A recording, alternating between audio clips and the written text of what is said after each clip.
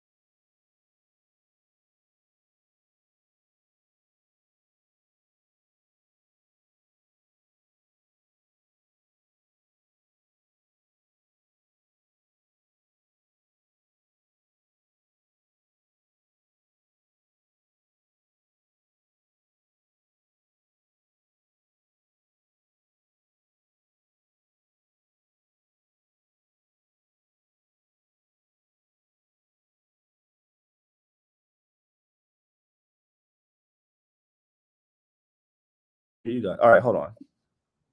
Let's see if they can hear y'all on the mic. Here we go. Roy, can you hear me? Can you hear me? I can't hear you. All right, hold on. If you're going off the same device, sometimes it does that. It won't play the sound because you got another app open. Can you hear me? I can hear you. Can you hear me? If you're going off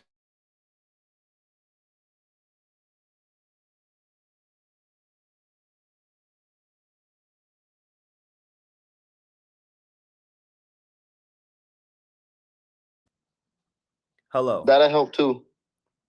My boy's acting like he's 87. Bro, this is terrible. I'm trying to figure this out. This is terrible. Okay. Parker, can you go? Actually, no, let me see. Figure this out. This is terrible. Okay. Parker, can you go? Actually, Parker, can you talk? Yeah, what up? What up? Okay. Parker, can you talk? Yeah, what up? Can you talk? Perfect. What up? All right, we're good. Yeah, I can hear it on mine too. All right, perfect. So we're here for Dispo Day. So far, nobody sent in their deals in the group chat besides one person. So we're gonna start out with his deal. Azan, you still need your deals getting sold, right? Yes, sir. All right, Definitely. We're gonna sell that deal. I have a couple of deals I gotta get sold. Nathaniel, we're gonna start off with his deal because his deal needs to get sold. But if anybody has any questions, drop it in the chat. I'll kind of like keep all the chats like on my screen. I don't know how we're gonna do this. I'll keep a chat right here, then I'll keep a YouTube chat right here, so I can look at both. Oh, LaCedric pulled up. Oh shit, LaCedric. Yeah, we gotta get LaCedric here. What up, man? Man, you gonna help us sell some deals? Sure, man. I might. I'm trying to sell a deal myself. All right, cool. We selling deals out here now. LaCedric, you use a lot of Propelio. I have no experience in Propelio. Are you gonna be using that today? Maybe. I'm using a lot of investor base right now. I'm using investor base all day today. Investor base and investor lift. Yeah, I'm going investor base. I'm going Redfin. That's what I'm gonna be using. I don't have no investor lift, but we're gonna be using everything else. So let's get some deals sold, man. Bro, do you think I should start with mine or should I wait? I ain't got that long with y'all, and today my girl's birthday, so I gotta go check into this hotel. Hey, I just saw that text message. Birthday after Valentine's Day. That's you guys spend a lot of money, huh? Man, You gotta do her 2 for 1. That's Roy, crazy. I'm gonna tell you when I go check in the hotel here in a little bit. I'm gonna show you the room we got at the Omni. Boy, that boy. At the one in Frisco? Nah, it wasn't in downtown Dallas. Downtown? Okay, got you, man. Yeah. Well, happy birthday to your girl, man. I hope you're having an amazing day. Don't spend all day working. Spend time with her, man. What'd y'all do for Valentine's Day? So what we doing? Yeah, Valentine's Day after birthday after Valentine's Day is kind of crazy. And we so I bought her a lot of stuff, bro. We actually went to the movie. Oh, we went to the movie yesterday. That's what we did. What y'all see? We ain't do too much. Nothing too crazy. What y'all see? What's out right now? Went to go see what was that damn movie? Got I don't even remember what the hell I had. All right, let me go ahead and so while you thinking of that movie, I'm about to pull up Nathaniel's deal, but I can't pull it up like all willy-nilly. Hold on. Nathaniel locked it up. Cool. All right, bet. Let me pull it up right here. To the roof. All right, partners. Asking price 105. At 105 is your asking price, Nate? Is he? Yeah. He's in. Okay, Nathaniel. 105 is your asking price. Cool. Owner occupied. Do we have tenants' phone number at all? Yeah, we do. Okay, we got tenants' phone number. Meridian Title Company, the best title company. Cool. So this is Joplin. I already have buyers in Joplin, so I'm gonna reach out to some of my Joplin buyers here in just a second. But I want to see what's kind of going on. Remodel. Curious, what are you getting on feedback right now for when you were trying to sell it? So only one person has like gave me feedback, and so I gave him the asking price, and he's like, "That's the ARV," and I was like, "Nah," but that was about it. Like he just said the price was too high. But after that, I haven't got much feedback. Okay, got you. So let me go ahead. The first thing I'm gonna do is I'm actually gonna run comps on it just so I can check that feedback. Somebody in the chat said, "How do we join the group chat?" I'm gonna be talking to y'all, and I'm gonna be talking to like the people live as well. How y'all join the group chat? This is one-on-one private members only to join the group chat. But if you'd like to join, hit the link in my bio. We got details. Cool. Link properties. It's gonna be a 2-1, right? Yeah. Okay. Not a duplex? No. Okay.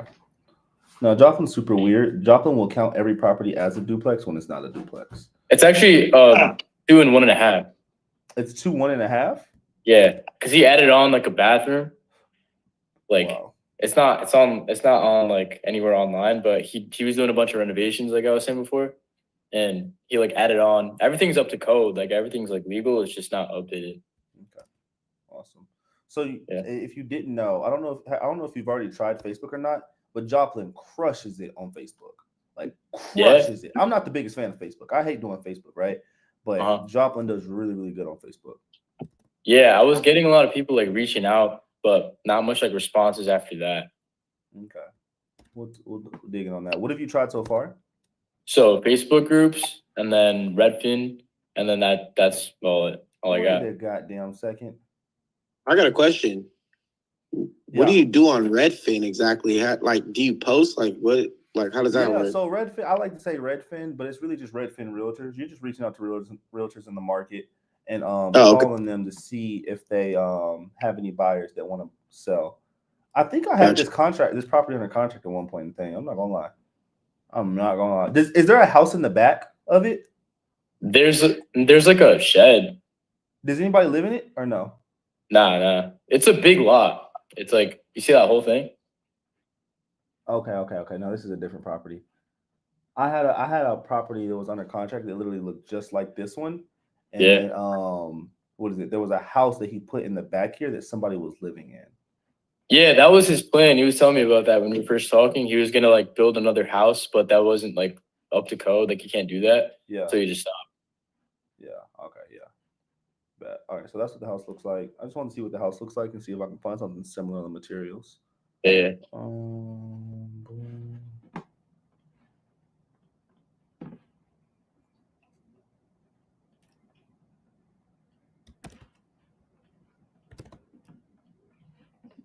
I have a feeling you're gonna get this house sold today. Well, here 100%. The main thing I want to look for is to make sure these comps are correct. So I got a 78,000. Let me filter this. I got 78,000 right here. Why is the amount looking like that?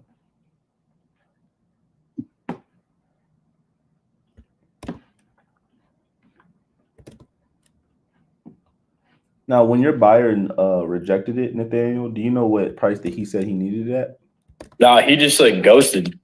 Fine. I asked, like, I was just like, what's like, you know, I'm open for negotiation and all that, but like, he just left. Like, he just stopped responding. Perfect. Typical buyer. Yeah. Parker, were you able to save Dominic's deal? No, that one was I talked with him. That one was a little too far gone. Oh man, that's terrible. That's terrible. That's the worst way to go out.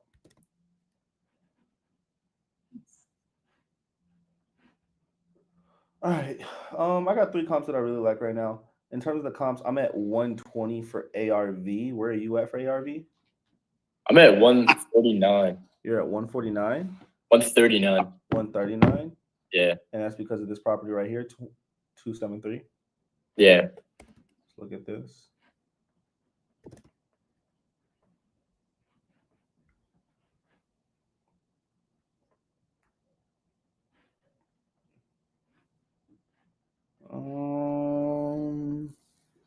I don't even know what material that is, so I couldn't tell you. How far is this from our subject property is the question. Is this even in my comps? That is 723.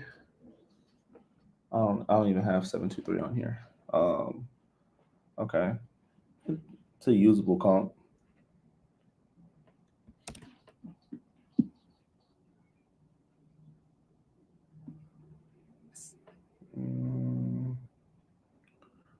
Somebody asked, do I have deals in New Jersey? No, I do not wholesale in New Jersey.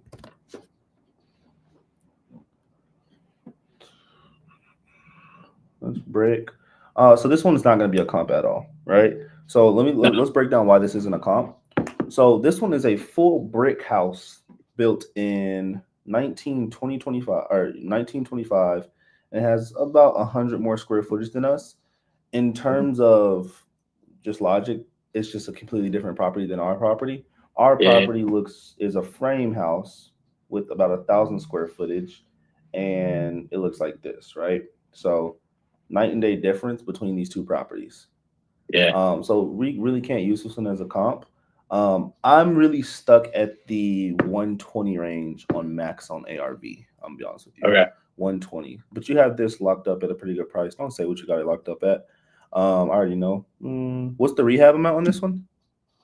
Around 5,000. Because if you look at the pictures in the doc, it's like it barely looks like that how it looks on the thing. He has like half the siding done and an all new roof and all new HVAC and all that. Okay. Well, Yeah, then he left the rest of the materials like out, so whoever wants to finish it could just put it up. You say 5,000 on rehab? Yeah, because he did like an overall renovation, but the cheapest way possible, if that makes any sense.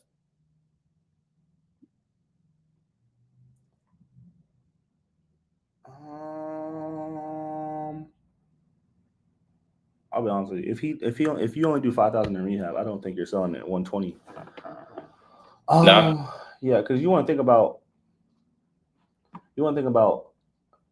Hold on. So this is what I think about whenever I'm looking at rehab and comps. Is just so you can guys keep this in mind. Is I want to also look at the material that the houses are selling for. So if I go and I see a comp sold for $140,000, and I'm seeing that it's granite counters and brand new bathroom, brand new stainless steel appliances, brand new bathroom, and all that, I'm factoring that into my rehab cost as well, rather than just looking at the numbers. But Joplin doesn't have too big on materials, like they're not using granite counters or anything like that. So that's something you don't have to worry about. It looks pretty cleaned up. I'd push 8 to 10K on rehab, which that still makes you profitable, by the way. Still makes you very profitable. Can you text me how much the exact number you locked this up at real quick? Yeah. Text me the exact number you locked this up at. Yeah, I'm gonna put 10K for rehab. I don't really trust the 5K. Okay. All right, let's call our. All right, yeah, that gives you wiggle room. I'm gonna push this at 90. I think I wanna say 100, but bro, I'll be honest with you, selling a 2-1 for 100 in Joplin is super hard. Super hard. And I'll tell you this, like I sold all my Joplin properties. The highest Joplin property I sold was probably like 60,000. And that was Really? a fat. Yeah, I definitely locked it up way too high. Mm-hmm. But is he stuck on that number? Well, he started off at like 105.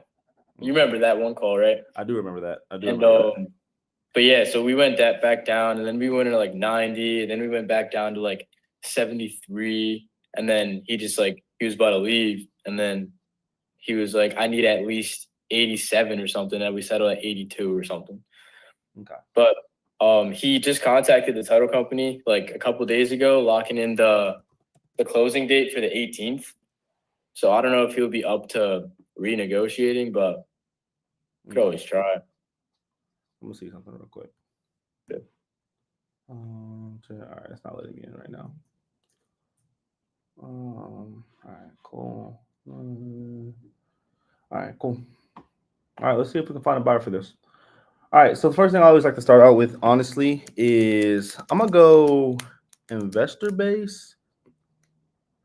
I'm gonna go investor base first, just to see if I can just contact actual buyers. Then after we go investor base, I'm gonna go Redfin Realtor. And the entire time that I'm going through this, what I am doing is I'm going through my Dispo checkbox right here, and I'm actually like just marking, okay, this person said this is the notes that he took, this is the phone number, this is the source I got them from. So I know how many contacts I even got for the day, or how many people I reached today. All right, cool, 215 people that are interested. Let's go ahead and let's set up my investor base real quick. I'm about to log into that.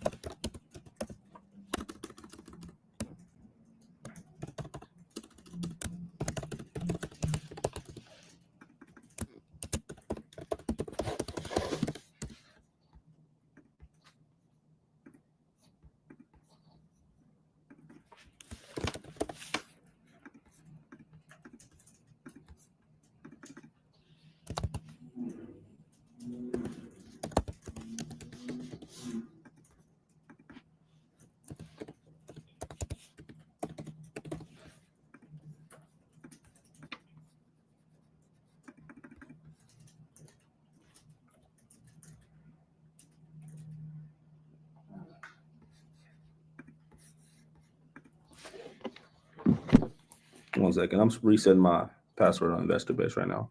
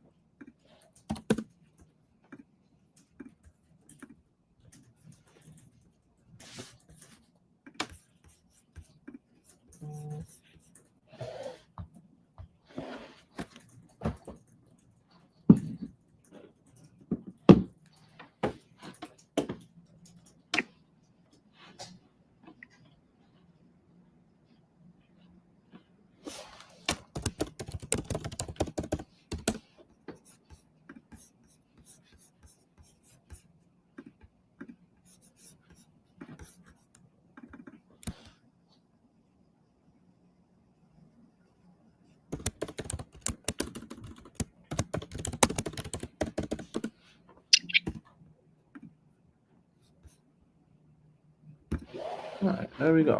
Finally got this open. All right, cool. Got that on. Where's that?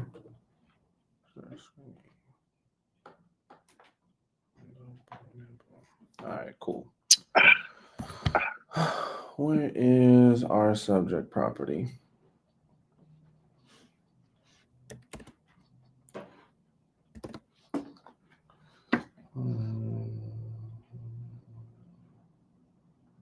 If anyone has any questions too, while Roy's doing that, feel free to shoot them, but you'll just be cut off hard if someone answers. Yeah.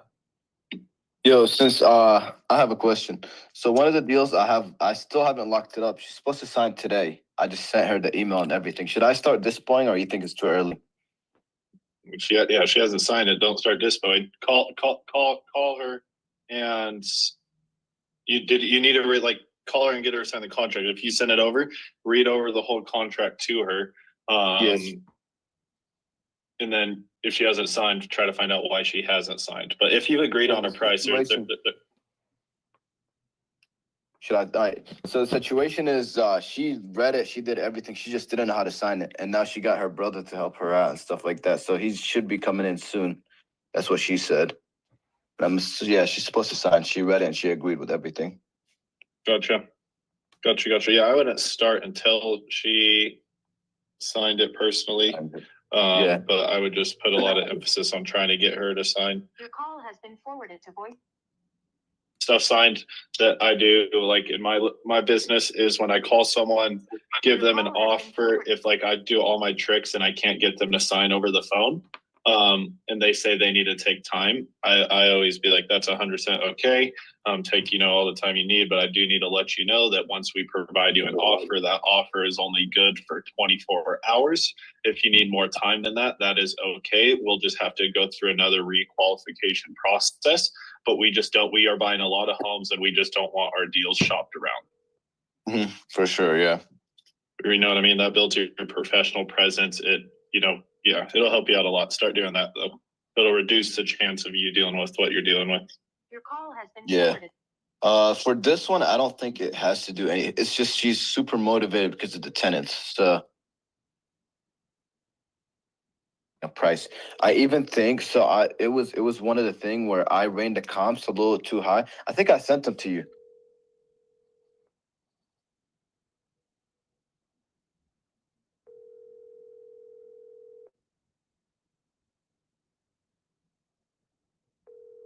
For it. She said, okay. So I can still drop the price a lot more if I want to. Your call Gotcha. has been forwarded She's to still in the voicemail. process of signing though, so hopefully we'll get that done today. Yeah, no, definitely. I would just, if you haven't chatted with her today, I would call her soon and just see what's going on. Yeah, so I have another question. I still don't have access to that property. What would you do in that situation? How much rehab would you estimate if you're trying to sell it? Well, As yeah, it- you'll need to get access. You can't sell no one's gonna, you'll sell a property sight unseen if you have pictures, but if you don't have any pictures and you can't get inside, there's a very, very low chance anyone's gonna buy that deal. There should be an eviction process going on with her and the tenants. I Hopefully would we'll- just get a long closing because you cannot, all dude, like that house is completely down to the studs on the inside. Yeah, that makes sense. Or there's mold all over the walls, or there's infested with termites, or you just generally never know. Can't risk it. For sure. Hey, I have a question. What's up? I have a property that I just sent the contract over for. It's a probate property, and I sent it over to them just like right before this call, and they're going over it, and I locked it in at 270, and it says that it's worth I believe like 370. But I was just Right on. curious if I can give you the address to see. It's on Zillow. It just got like listed on Zillow, so it was like an on market / they're still waiting for like the probates to go through. And I was wondering if I can give you the address to see like if 270 was too high, or should I have maybe try to get it a little lower? Okay, yeah, shoot over the address. It's Who am I talking to? Because it just says this is phone, Ezon. iPhone. This is Ezon. Right on. All right, what's the address? It's 9401 Golf Park Drive, GULF Park Drive in Knoxville, Tennessee. That's a hot market. Oh, nice. So you offered 270. Yeah, well, I tried to get them at 260, but they were like, yeah, we'll do 270. So I was like, all right. So I sent them over the contract now.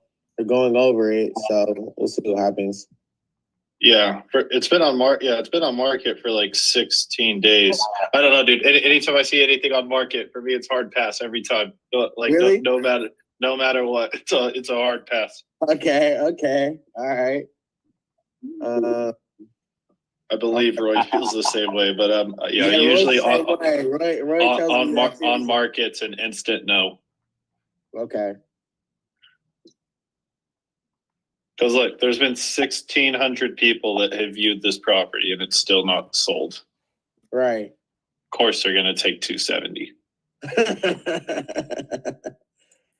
All right. And after commissions and stuff, if they had it with an agent and they wanted, if they got 295, they wouldn't walk away. They would walk away with like, if they got 295 with an agent, they'd walk away at like 280.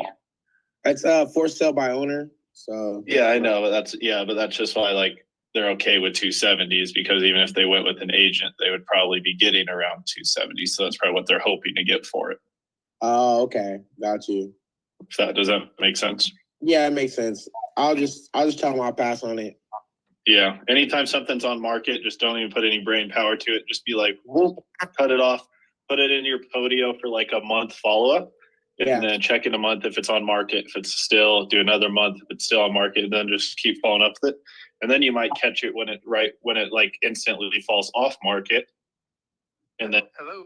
Yo, what's going on, John? How you doing today? Good. Hey, John, How are you? I'm doing pretty good. Not sure if you remember me, but I had sent you a Joplin property not too long ago. I just wanted to see if you were still buying properties out there in Joplin.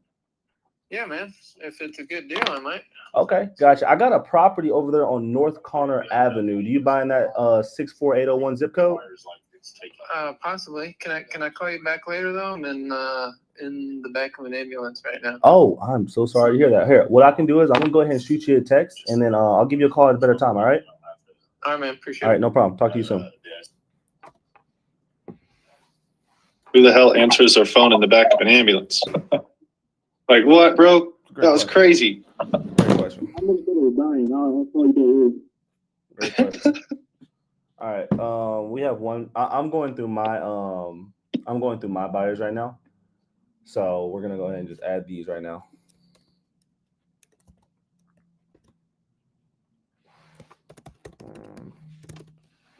What's his name?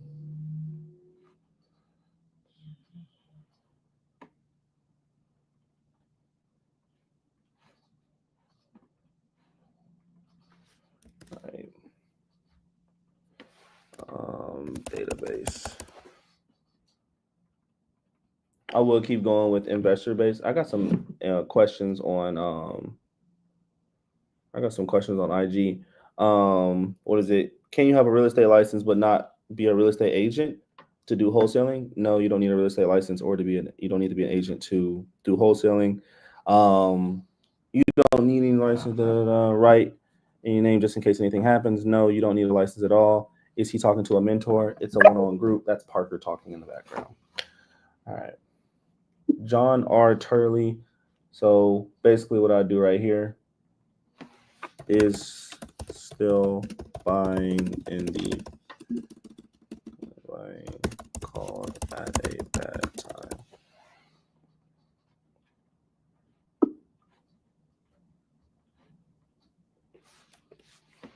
Cool. Y'all can go back to chatting it up. It was nice hearing y'all in the background while I was kind of looking for properties. Oh no! I want you to look up something too when you finish. I could look it up for you as he's doing what he's doing. Okay, it's in the chat. Cool. Milwaukee. Just tell me the numbers, what you think on it. Okay. Please. Will do. I have this one deal. It's like an easy 20, 25 bands, like not a problem at all. But the seller he wants it to be closed, like title work done. No, he wants to call off the title office, control the title work process, get clear title, call me and say, hey, we're cleared. We want to close. And I've been trying to tell him like 100 times we need a purchase agreement. I've been talking to this dude for like 2 months now. He wants to sell with me, but he just won't sign a purchase agreement. He just wants to call them and do it himself. And I'm like, bro, I have no game in that property if you don't sign anything. Super frustrating.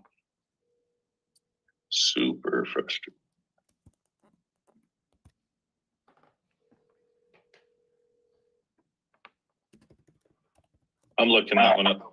What is? Hello, this is Wyatt. Hey, what's going on, Wyatt? Did I catch you at a good time? Yeah, I'm about to walk into an appointment, but go right ahead. I'll make it real quick. Wyatt, this is Roy. Not sure if you remember me, but I had sent you a Joplin property not too long ago. I just want to see if you were still buying properties out there in Joplin. Sure. Guys. Can you hear me? Hello? Yeah, now I can. I'm sorry. What'd you say? Yeah, I was just calling to see if you were still buying properties out there in Joplin, Missouri. I'm a real estate agent in Joplin. I'm 100% aware of that. Do you have any buyers that are still buying properties out there? Oh, I see what you mean. I have buyers all the time. Just depends on what it is, I guess. But yeah, I actually have a property over there on North Conner Avenue. It's going to be a 2-bed, 1-bath. around like I'd say 5 to 10,000 in work. Do you have anybody in mind for that?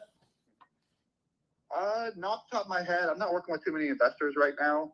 I got some luxury people that are looking right now, but I got some people. I have a new agent in my office that I'm training, and I think she has a couple investors that she's working with from Zillow leads. Yeah. So if I can, if you can shoot me over some details, I can forward that on to her. And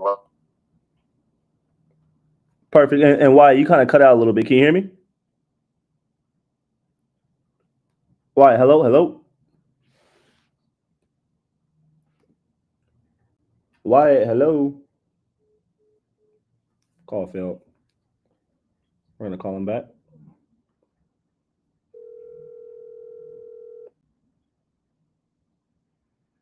Hi, this is Wyatt Jones with Charles Burt Real Estate. All right, Wyatt cut out. We're moving on to the next.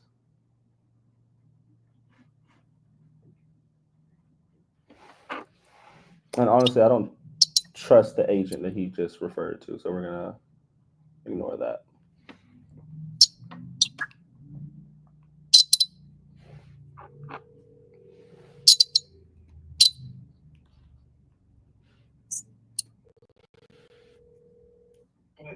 Hello. Hey, Alicia, how you doing today?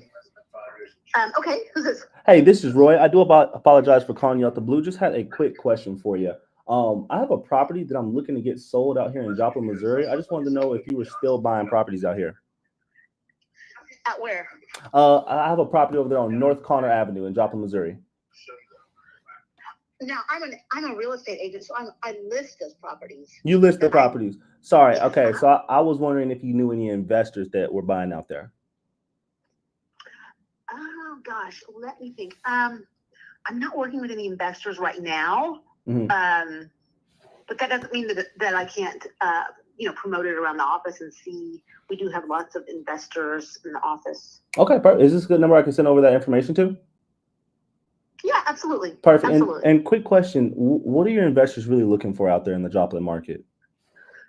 So, the investors are looking for rehabable properties that they can, buy, fix up, and rent out. Okay. Gotcha. And then is there a specific area in Joplin that they're looking for, or is that North Conner Avenue? If it makes sense, they'll go for it. So what exactly is the address on North Conner? Yeah, so it's gonna be a property 228 North Conner Avenue in that 64801 zip code. Two bed, 1.5 bath. So yeah, that would definitely be something an investor may be interested in. Okay. If the price is right, and if it's depending on the condition of it, obviously. Yeah. Now, and this is my last question. I'll let you go, but you know it better than I would. What you said, if the price was right, what prices are they buying these in? You said it's a 2-bedroom, 1 bath. 2 bed, 1.5 bath, about 1,000 square footage. About 1,000 square foot. Wow. I would say anywhere from 1,000 square foot. Needs around $10,000 in work as well.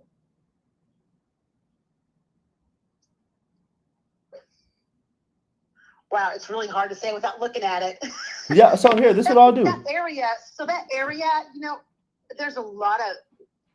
It's a decent neighborhood, but it's kind of hit and miss for houses. It's the older part of Joplin. There's a lot of houses that need a lot of work, and then there's some that have been well maintained. So it's really hard to tell unless I had eyes on it. Yeah. What does it need? What does it need to be livable? You said about $10,000 worth of repairs. About rehab. Roof, it's not too bad. I'd say just cosmetic work.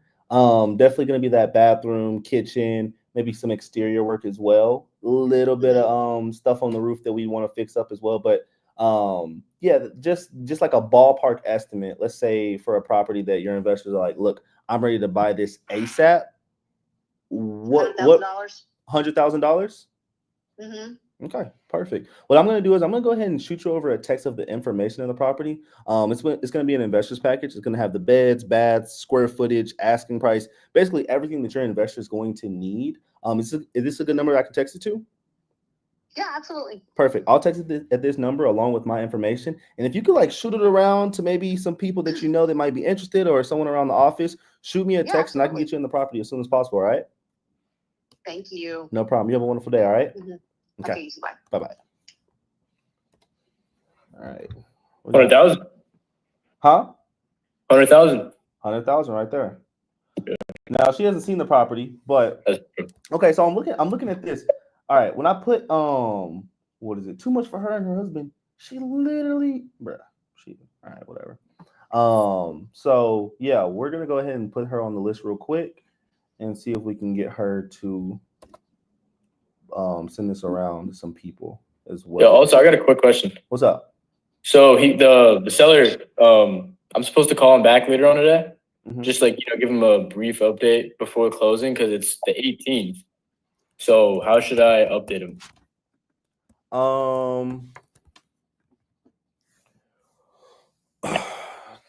The closing's supposed to be for the 18th. Yeah. Yeah. So honestly, I would just say there's two routes you can go about it. You can just try to extend it for more time. So you can say, hey, we just weren't able to do a proper appraisal. Have you gotten anybody to walk the property yet? No. Okay. So you just say, hey, we just haven't been able to do a proper appraisal for the property. I am getting a hard money loan and they do want to see the property before we close on the property. So we are going to have to extend the closing date just a little bit. With that being said, when's a good time I can see the property? And are you okay if we extend it till March 1st? That's how I would go about it. Okay. So it's pretty fair that you haven't seen the property yet. No one in their right mind is going to buy a property without seeing it. Yeah, that's true. And you said March 1st? Yeah, I'd extend it to March 1st. If you can do, that's 15 days. That'll give you an idea if you should stick with this property or not. But I go until March 1st, yeah. All right.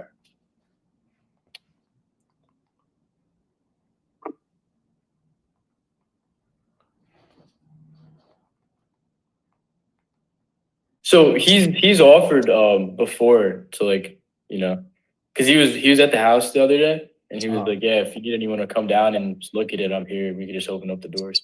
Perfect. So that means we have good access to the property. We just need a buyer to actually walk the property, not us. Yeah. Home builders. I'm sending. Can you change the purchase price on here to $999, please? $999. Yeah. Okay. Hey, Parker, what you got? Yeah, no, I'm just looking at it. Like it was just bought a year ago. So what's the deal? The guy just did no work to it or did work to it? No, he didn't do any work. It is a tenant living downstairs, but the other one is upstairs is vacant. Yeah. Gotcha. Yeah, if he bought it a year and 8 months ago for, I'm seeing 17,000. If he hasn't done any work to it, you probably couldn't get more than. Yeah, I don't know. It's hard trying to figure out when people buy things a year ago. Because what is he even asking for it? 40. Got it. Is he negotiable on that, or is he just try? Yeah, what's this? Because usually what happens in these situations is someone buys it for super cheap. Someone like you or I call them and they're like, let me just see if I could double my money in a year time and get on with it. You know what I mean? Mm-hmm. So it's is he negotiable on that, or did he seem desperate, or was it oh, I'll take 40,000? Yeah, that was his number. Okay. Yeah, honestly, even what you could sell it at, the lowest thing I'm seeing in that area that sold as a 5-bedroom was for 42,000. So that's what's weird about it is because I just don't know how he maybe got it for so cheap. He had to get it off mark. Hey Matt, can you hear me? What's going on, Matt? How you doing today? Hey, can you hear me? Yep, can you hear me? Yeah. What's going on, Matt? This is Roy. I do apologize for calling you out the blue. Just had a quick question for you, man. I have a property that I'm looking to sell out there in Joplin, Missouri on Connors Avenue. Are you still buying properties out there or know anyone who is? Yeah, who do you work for? Hive Home Builders. So it's not like a huge company or anything like that, just a small local town company just trying to help people sell their properties. With that being said, I just want to see if you were buying any right now. No, man, we're not buying any. Okay. Do you know anyone who is buying? I don't. Okay, gotcha. Well, I appreciate your time, man. Matt. You have a wonderful day. Yeah, you too. Thanks. Hold on for that one. He threw me off guard with that question. Yeah.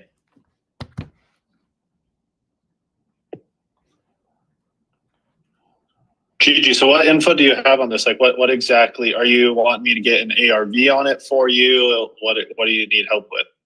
Yeah, yeah, I thought it was like around, 139.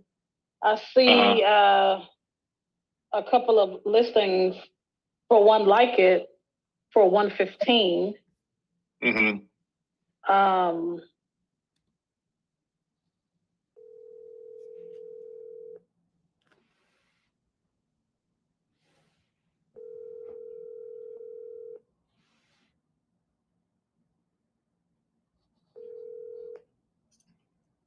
Hello. Hi, what's going on, Brett? How you doing today? Good, how are you? I'm doing pretty good. Hey, this is Roy. I do apologize for calling you out the blue. Just had a quick question for you, man. I have a property I'm looking to sell out here in Joplin. I just wanted to see if you were still buying properties out here. Yeah. You are still buying properties out here? Yep. Gotcha. I got a 2-bed, 1.5 bath property over there on Connors Avenue. You know where that's at? Yeah, I think is it by buyers? Yep, right over there. Right. Okay. So basically, it's just a 1.5 bath, about 10,000 square foot, or $10,000 in rehab. Is this a good number I can send over that information to? Yeah. Perfect. And quick question for you. I know you said you still are buying out here. What exactly are you looking to buy? It really just depends on, I mean, each property really. Okay, gotcha. And then I'm about to send this over to you now. How soon would you be able to get back to me? I will shoot you something back today. Okay, perfect. I'll go ahead and shoot it to you over in this to this number through text. It's gonna be like an investor's deck. It'll have the beds, bathrooms, pictures, square footage, asking price, everything that you need to run a proper comp on the property. And if everything checks out, just go ahead and shoot me a text or give me a call back. All right. Okay. Appreciate your time. No problem.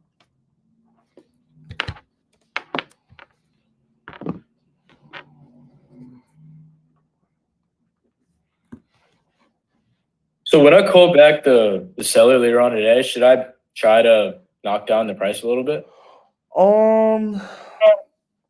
No.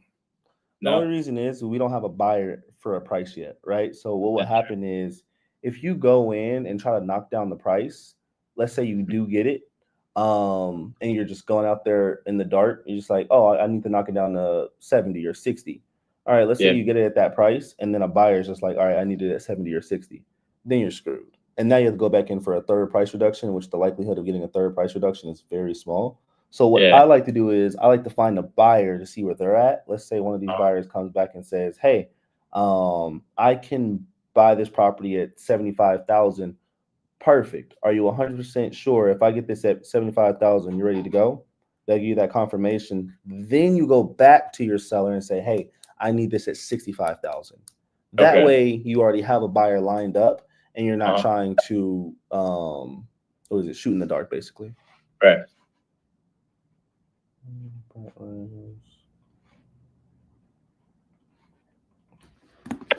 And all the people I talked to, I'm gonna send you this investors package as well. Yeah. And if they text me back or anything or want to walk the property, I'll just send them your way and say you're my partner. Okay, bet. Cool.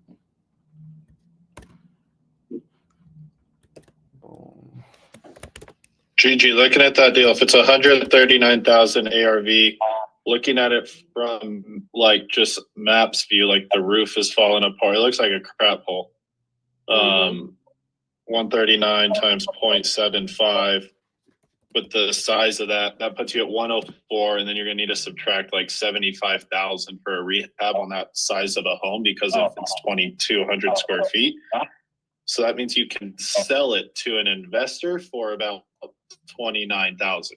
So you would need to lock it up underneath that, and then whenever you make, or then you would have to lock it up underneath that. I wouldn't lock it up for less than I would do 15,000, but he's not going to accept that because he's at 17,000 last year is what he bought it for.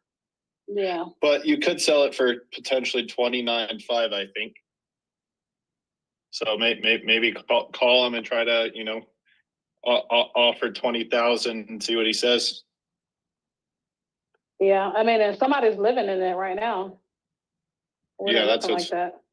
Yeah.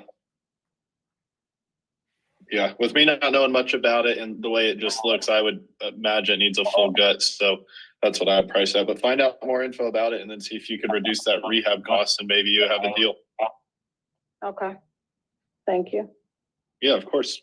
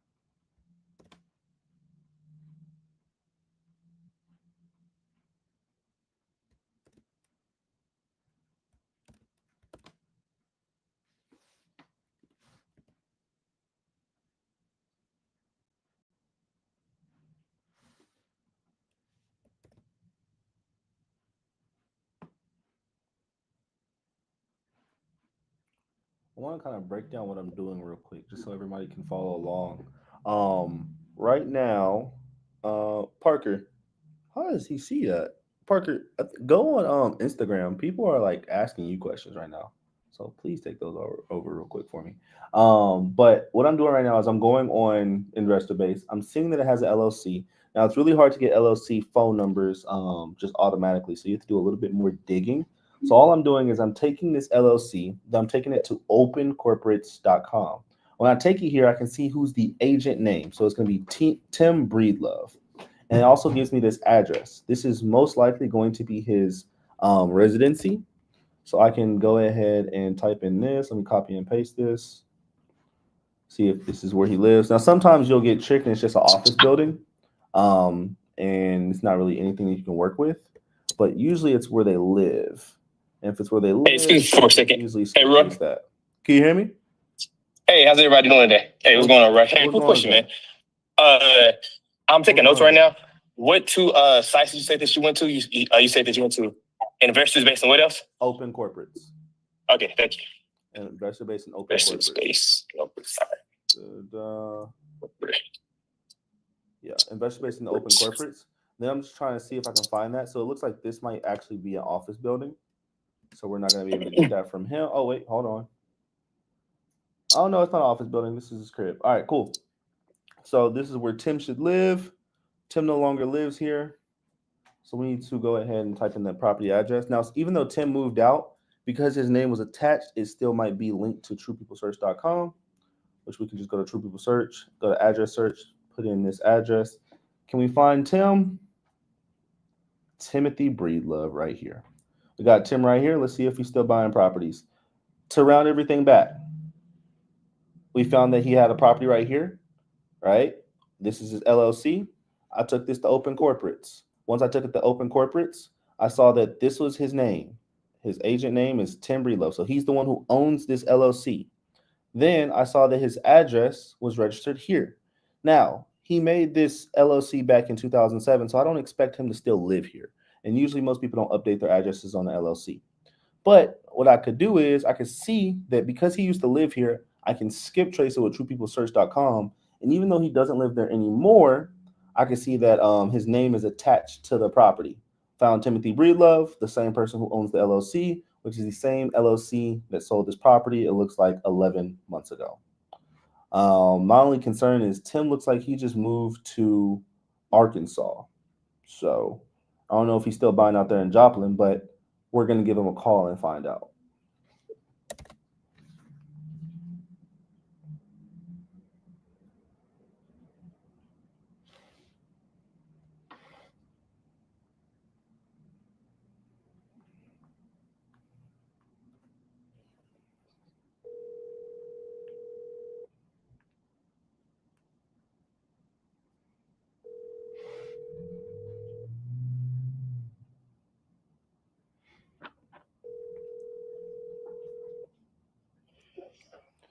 Hey, Tim. Hello? Oh, I'm so sorry. I was looking for Tim. Did I get the wrong number? That's not Tim.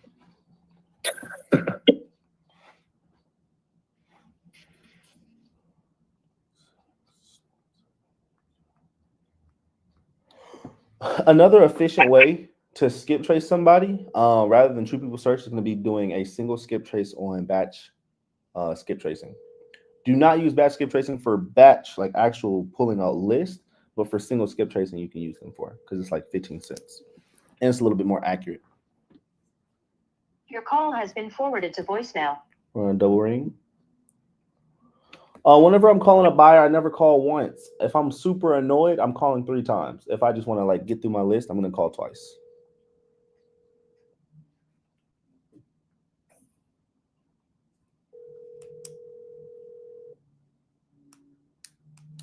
Your call has been forwarded to voicemail.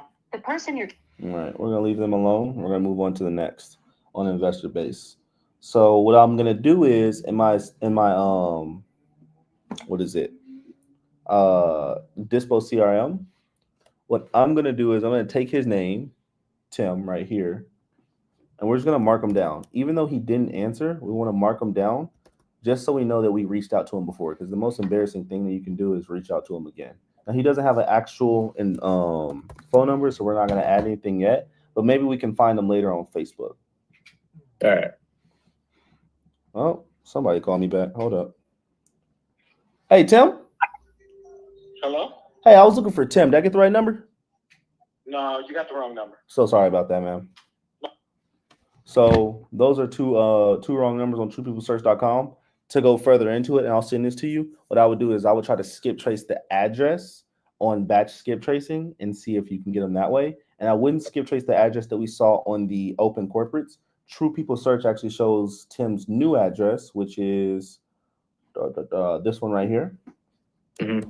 So now we can kind of see if Tim lives here. Let's just check it, make sure it's right. Okay, so this is Tim right here. So it's gonna be Tim and Brittany that live together. And honestly, if we really want to go deeper into it, we can go into truepeoplesearch.com again and see if we can contact this address instead. So we got Timothy.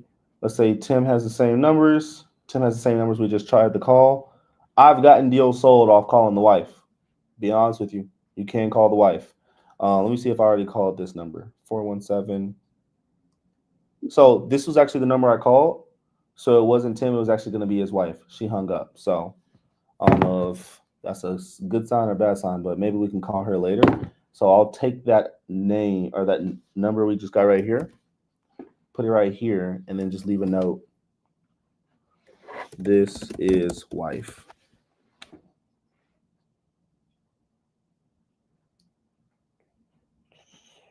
All right, cool.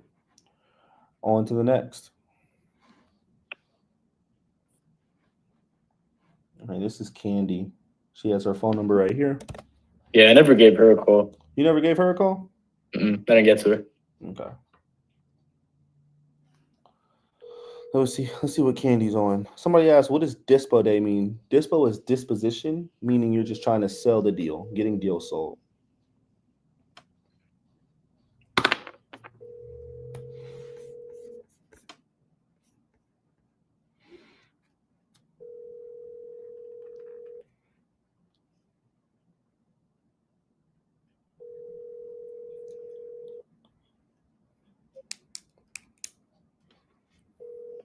Your call has been forwarded to voicemail. The person you're trying to reach is not. We're triple tapping Candy. And on the triple tap, let's say they answer on the third time and they're like, why? Your call has been forwarded to. So she hung up on that one intentionally. So I'm going to wait before I call her back again. But let's say a seller's just like, why are you calling me 3 times? Usually I get out of that by just saying, hey, so sorry. I was actually trying to leave a voicemail on the third one. But now that I got you on the phone, then go into your pitch. Bye.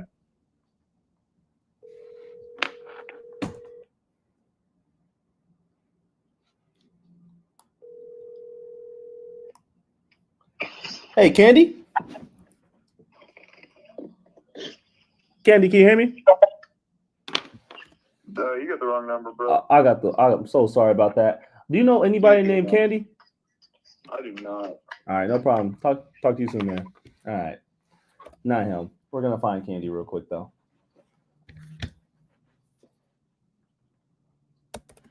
So what I would do in this case, we're going to go to True People Search. We're going to type in Candy.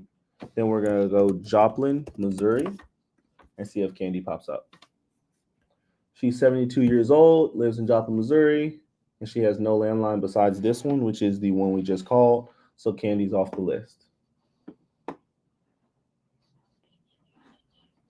What's the next? Did you already call Jerry? Yeah, he actually picked up. He was interested, but he never called me back. No, hell no, bro. Yeah. Let's call him. And you sent them the deal, correct? I did, yeah.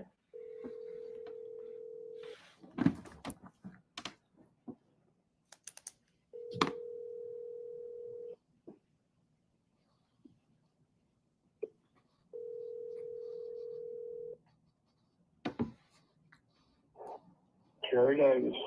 I'm not by my phone right now. Call me back. Yeah, Big Jerry. Sound like Parker when he get old. Yeah. Yeah. I called him and he could have sworn I was his grandson, bro. That's crazy.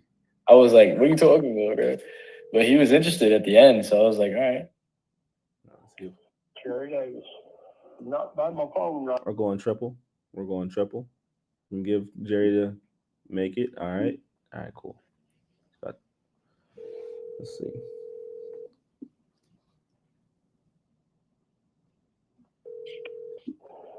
Jerry Davis. Jerry's not messing with us right now, right? But definitely try to follow up with him, all right? So we're going to put Jerry Davis.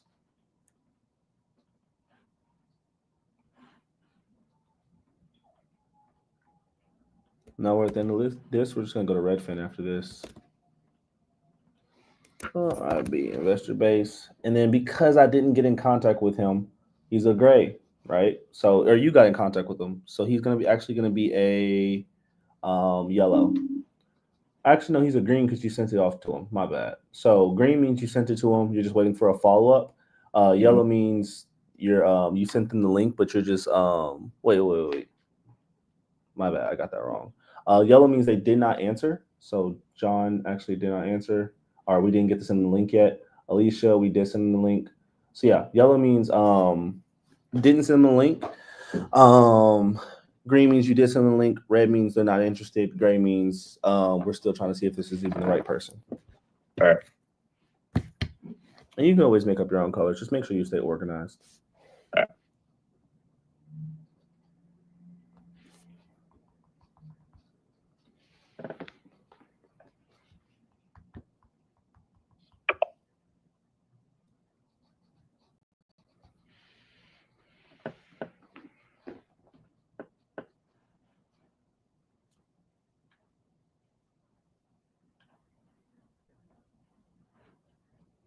Okay, so we're done with this.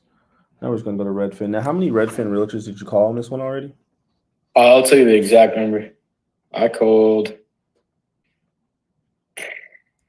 1, 2, 3, 4. And the one that I actually got to send was Sky Low. Sky Low? She was gonna look around and send them to her investors, but never heard back. All right. Sky Low is the only one you sent it to? Yeah. Okay. So what I'm going to be doing is, honestly, I'm just looking for renovated properties on the sold section. Boom. And this will help me with my buyers as well. So it looks like Stephanie Willis is the one who sold this one. Real quick, I want to see, actually, it just sold. Let me see if, so sometimes when properties just sell, the property records haven't updated yet, so it'll still tell you the buyer's information for it. But we'll see if it updated yet. Oh, no, it updated too fast. So Blake, and then we go to mortgage and transaction history. The person who sold it to them was Roger. 2020, 2022. So if we were able to find Roger, we could see if he's a builder or flipper, actually. Like, I'll be honest with you guys. When it comes to Dispo, it's just all about deep diving, really digging into a market and trying to find somebody. Webb City, Missouri. Let's see if we can just find Roger. Joplin, Missouri, age 72. Cool. Now I just want to look at his address. And I'll do. Hey, excuse me, Roy. Quick question for you. What's up? So when I am looking for a market, right? 'Cause I'm on a step two, I have to find, 5 more markets. Yeah. My question is, I'm using the tool. What is the tool that we use to find out if it's like a buyer seller's market? Forgot off the top of my head. But basically, wouldn't you recommend a seller's market? I'm sorry, a buyer's market when you're looking to dispo? Which one would you prioritize when you're looking to wholesale? The way we do it, we kind of look for both at the same time, honestly. So balance. For a buyer's market, the signs of a buyer's market is like if you go on the MLS, you'll see a bunch of renovated properties. You'll also see that properties being sold are typically a little bit on days on market. We're not going to count that, but yeah, you'll just go into the Redfin and just see if there's a lot of renovated properties to see if there's actually signs of active investors in the market. But in terms of like knowing it's a buyer's market, you can call agents and see if it's a buyer's or seller's market, but it's not something that I really look for. Yeah, but like, would you recommend kind of like leaning more towards like a balanced market? Well, when I'm kind of trying to find the market to play in? Yeah, 100% you want to go balanced, because if you go a buyer's market, that means you're just going to get like bad luck on trying to get a good price because they get to control the price. If you're in a seller's market, well, you might have not that many buyers. So yeah, you want to look for a balance. For Roger. Where did I get him from? I got him from here. Okay, cool. So we're not gonna waste time with Roger. We're gonna go straight to Stephanie Willis. Do you call him from your personal number, Roy? Yeah, right now I'm calling him from my personal number. Usually I'll do it from dial pad, but I'm just calling from personal right now. Mainly because I don't want to mix I don't want to mix y'all's deals with my deals right now. Yeah, that makes sense. Also, Parker, how much would you offer for that property I just sent you? Because I'm about to give him an offer right now. You're muted. Sorry, I've been doing calls. Yeah, it's tough because the condition, like all you have for me is just very light work paint. Like when you talk to him about condition, like do you ask him like what has been rehabbed, what still needs to be rehabbed? Is there any work that needs to be done? Everything done. He got a new roof. And when did he do that? This year, he said. He said I got a.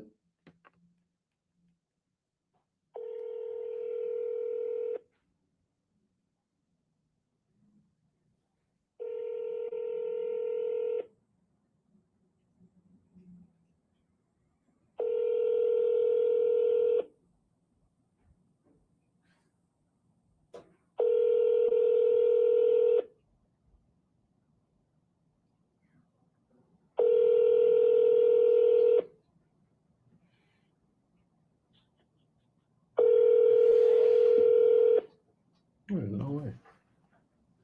I've been ringing that long.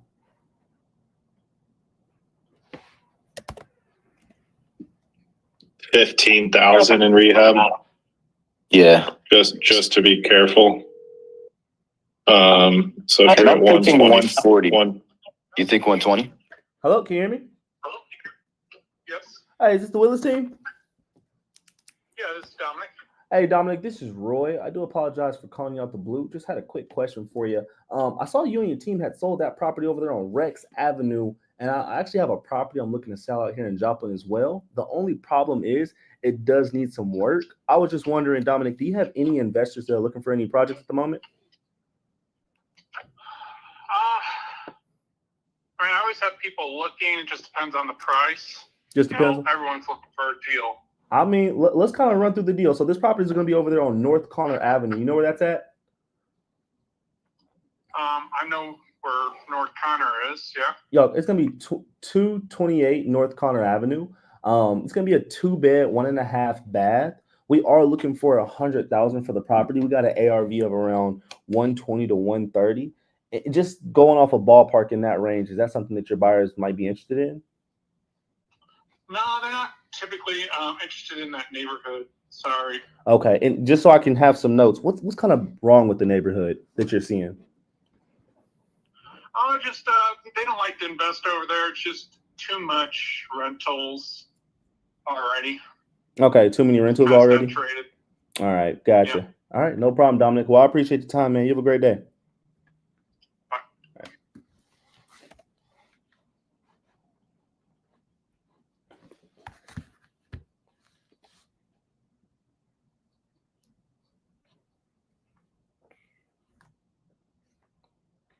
So I got 78 on that.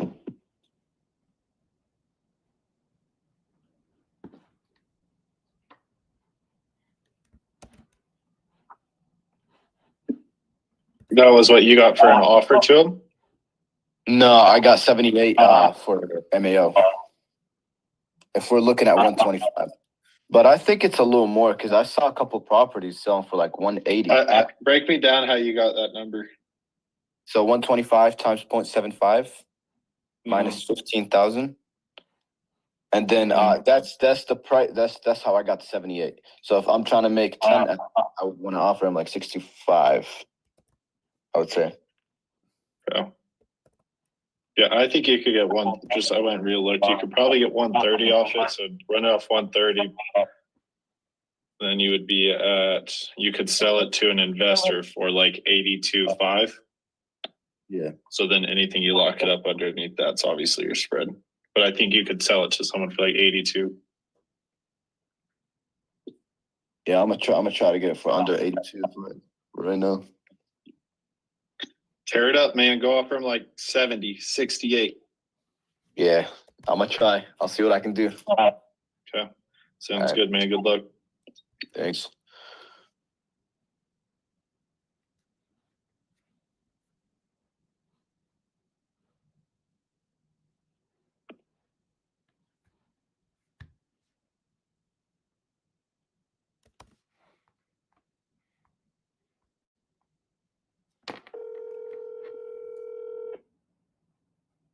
Also, CTB Humble says, what system am I using? I'm not really using any. Call cannot be completed as dialed. Please check the number and dial again. Or you scare me. CTB said, what do you mean selling deals? We're selling wholesale deals. Turn a pitch into a gathering more info. Not sure what that means.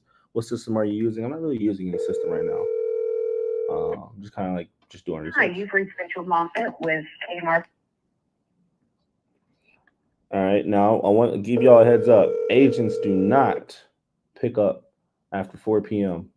on weekends, but we're going to see if we can spam them into picking up. 40.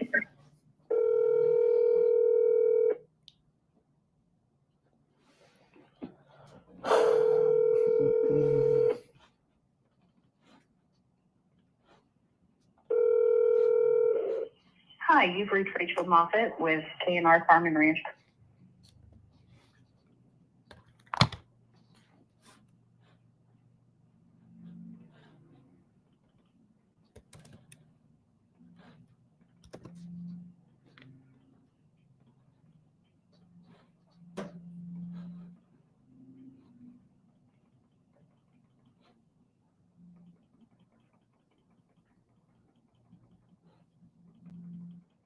And right now, when I'm going on the market, just to give y'all like a heads up, I'm going on the market to only find renovated properties. I just want to see who is or to find renovated properties because these buyers or these agents usually have the connection to the person who did the renovation, and because they just sold this one, they're most likely going to want to sell another property. They're just looking for their next project, so that's why we reach out to these realtors only. I'm not reaching out to just random realtors.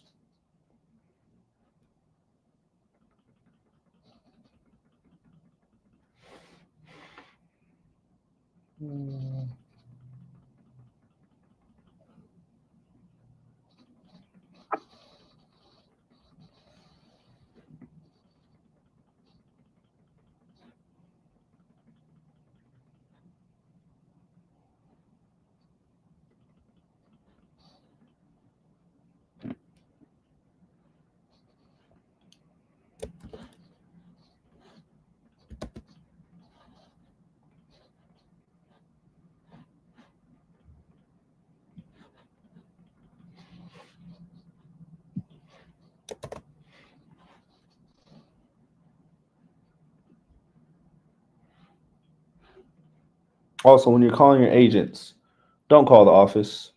The office is not the number you want to call. You usually want to see if you can find a mobile number.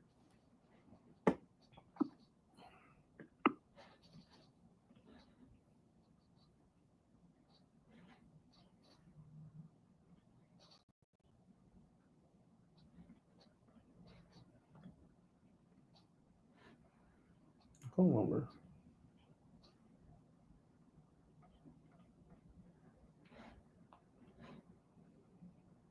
Okay, all right. I think let's go to the office anyway.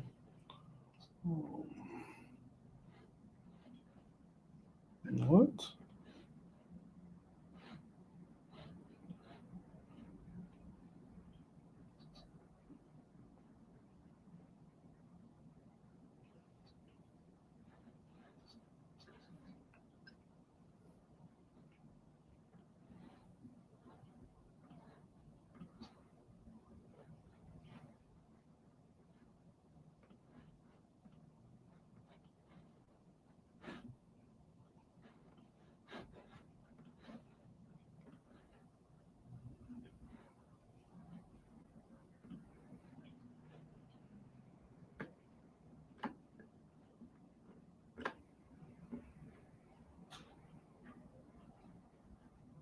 Okay, we're gonna try this number right here.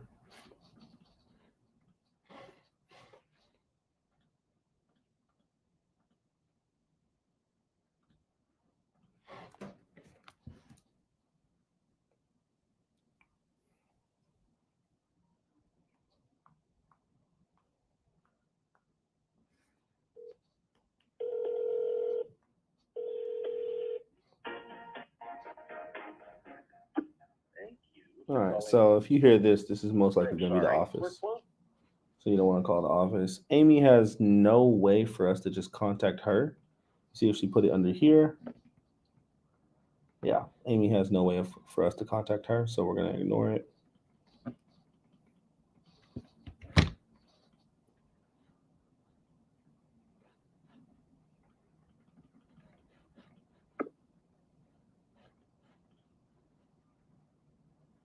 I'm also avoiding new builds because, yeah, they're just not flippers.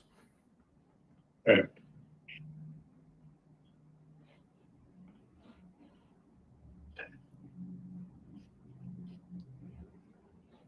Now, the last realtor we talked to, he didn't really like give us a reason. He just said there's too many rental properties in that area. I don't know. But yeah, when I asked the seller, he also said the same thing. It's like majority rentals. Majority rentals in that area. It's not really much owner occupied. Yeah, which isn't bad. Investors will still buy rentals.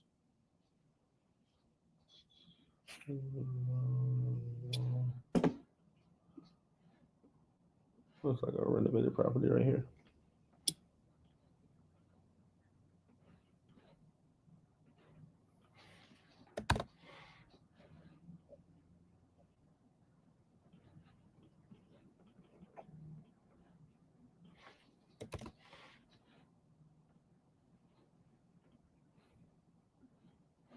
There's no way.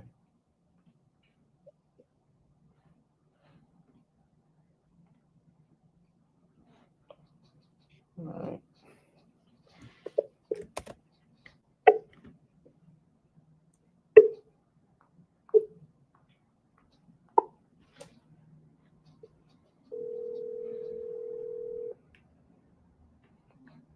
Hello. Hey, I was looking for Jonathan. Did I get the wrong number? Sure. 417-850-5010. Okay, got 850-5010. Mm-hmm. All right, thank you so much.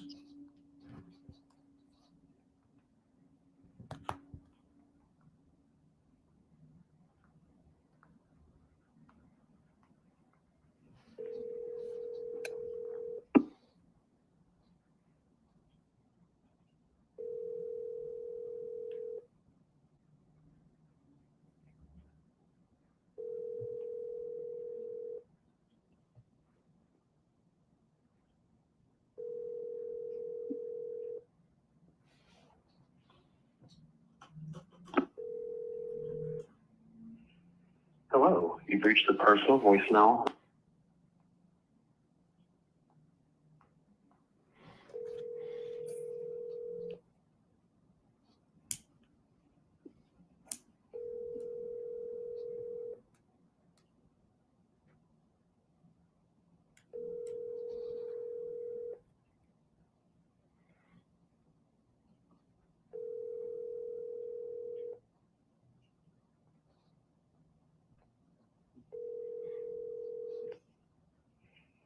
Hello, you've reached the personal voicemail.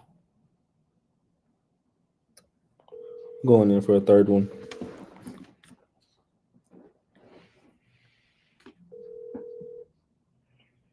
Hello, you've reached the Jonathan's not available at the moment, so we're gonna put him right here.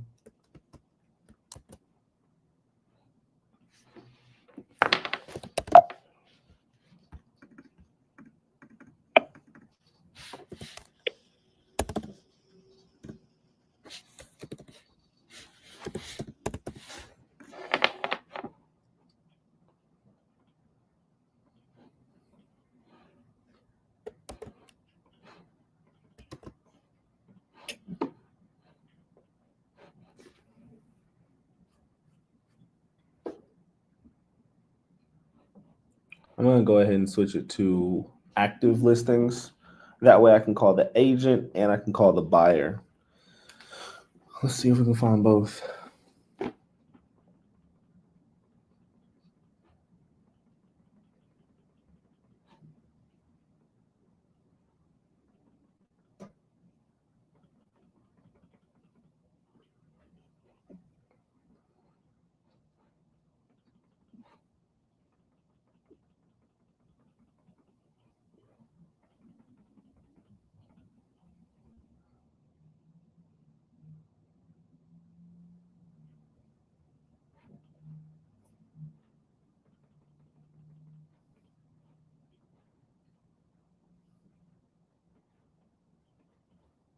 Okay, cool.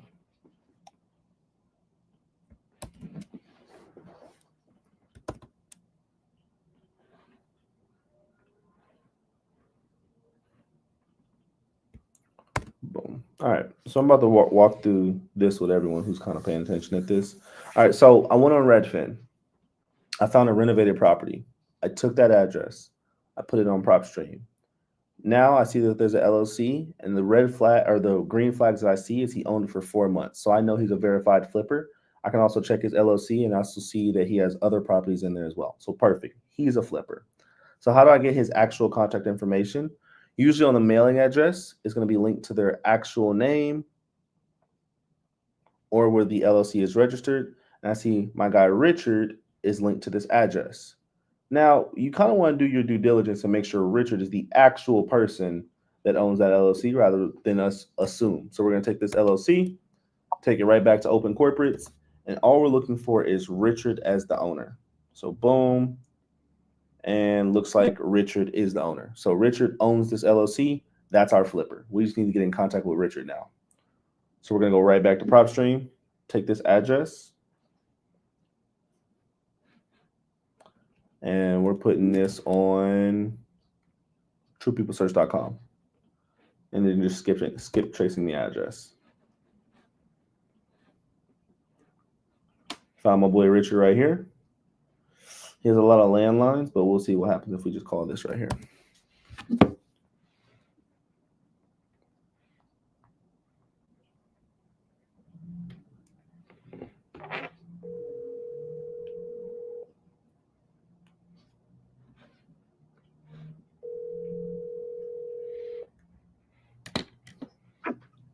And then if Richard doesn't answer, we're just going to go straight to the agent who actually listed the property. Your call has been forwarded to voice.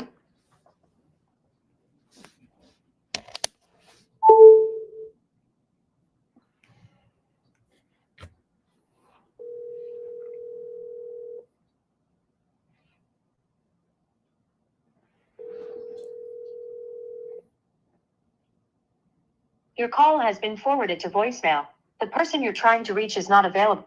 I'm going to give them a third tap. And then I also want to give out, also in my experience, usually the best pickup times are earlier in the morning. So 11 a.m. to around 2 p.m. for Dispo. I usually say that's the best pickup time Monday through Friday. Saturdays are a little bit harder to get in contact with people because people don't answer their phone on Saturdays. Your call has been forwarded to. So Richard doesn't answer, but we want to keep Richard down on our Dispo sheet. Like that's a really good buyer, especially because he owns 6 properties in his portfolio.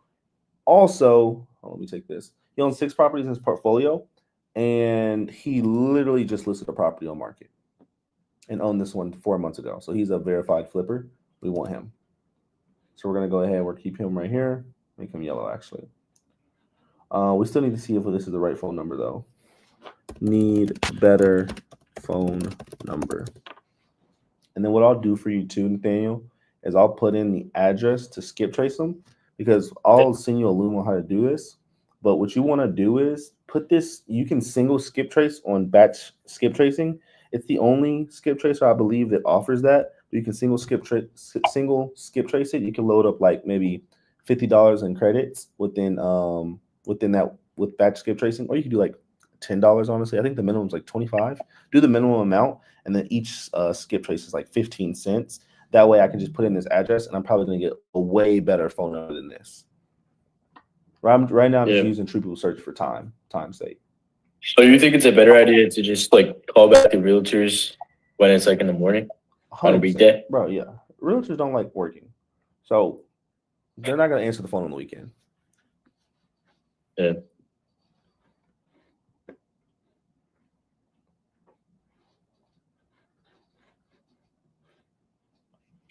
Cool. All right, so now we just know. Oh, did we get Jonathan on there? All right, cool. Please, whenever I see you this list, please call Jonathan. Jonathan's a hot. He looks like he actually runs Joplin.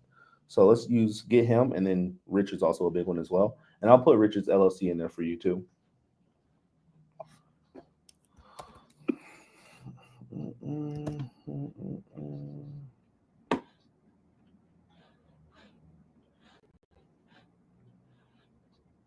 Okay. You said Jonathan and who? Jonathan and Richard are really good buyers. I'm about to call Richard's agent right now. Okay. Let's just pray he calls or he answers. My guy Dan.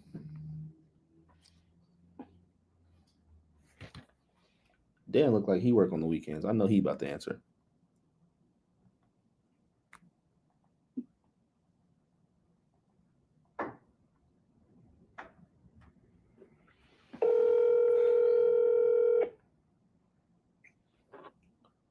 This is Dan. What's going on, Dan? How you doing today? Okay. Hey, Dan, this is Roy. I'll make it really quick, but I do apologize for calling you out the blue. Just had a quick question for you, man. I have a property I'm looking to sell out there in Joplin. I just want to know if you knew any flippers looking for a project at the moment.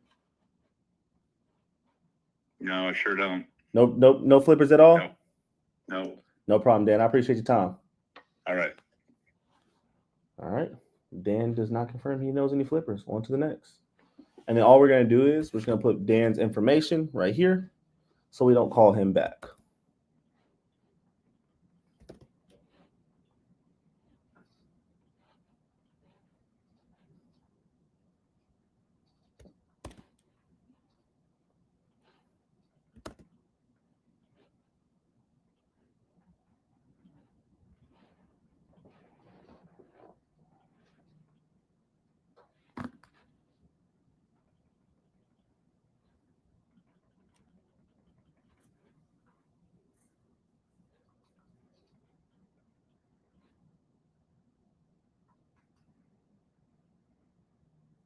All right, so we got this property right here. We're gonna run the same process that we ran to find Richard. So put in the property address. This property was recently remodeled, so we're gonna see if this is an actual flipper. He's owned it for 8 years and 6 months. It's hard to say if that's a flipper. Link properties. Never mind.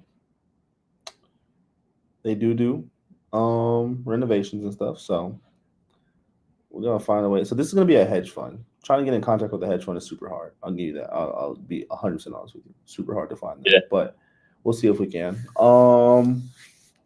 It's interesting that it's a hedge fund, but they put their personal name. That's the only thing that's weird. Oh, we'll look at majority properties.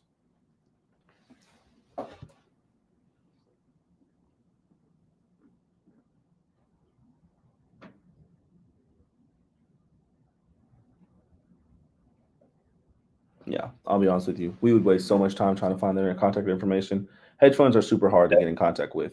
I would say contact Andrew and Johnson, but I just don't believe that they're the actual owners of the hedge fund. So we're just going to go straight into the realtor.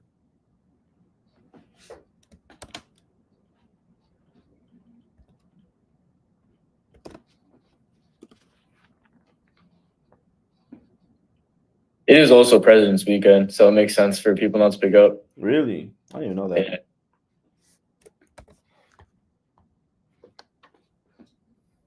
Hunter Perry.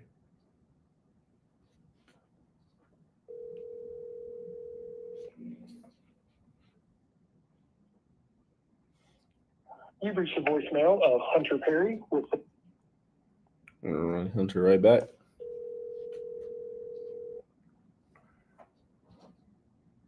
You've reached the voicemail of Hunter Perry with the Perry team at Realtor. One more time, just for good luck. You've reached the voicemail of Hunter. Perry's not having it. All right. Take his phone number. Put it in our chat. Hey, Roy, quick question for you, man. What's going on? Oh, good, brother. Hey, when you went over to Linked Properties for that last one that you were looking at on PropStream, Yeah. if you see some of the properties that are on there, some of them were purchased with different LLC names. Would you recommend trying to find with the owner of one of those LLCs? No? No. This is way too many properties. 4,300, just let it go. If it's like under 50, go for it. If it's over 50, it's most likely going to be a hedge fund. Just trying to get in. When it comes to a hedge fund, and if they actually know what they're doing, they're really good at hiding their information. And the reason they do this is because they don't want to get sued. So their name is behind like 10 other LLCs. And this is the reason I know this is because this is the way I set up my LLC. If you look up Hive Real Estate, you won't see Roy Gonzalez on there at all. You'll see like some random dude. And then my name is hidden behind like 2 other LLCs that own that LLC.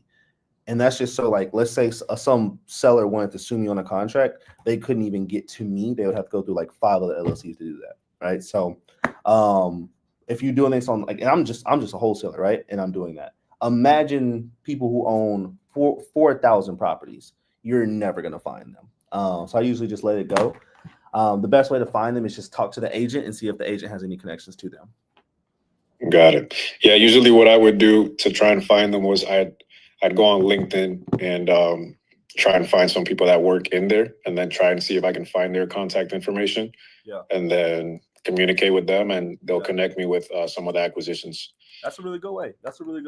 What you'll see is sometimes they'll have like random LLCs, bro. So like these LLCs are literally created just for these specific area codes or zip codes. And this is what like hedge funds do. Like they'll go super, super niche on the LLCs they have. And sometimes there's different owners for every single different LLC. So like, even though you found the owner of this LLC, it might not be the person who's connected to this Joplin property or this Joplin location. Right. That was a good question though. All right. Hunter Perry, you already put Hunter on here? No, that's the address.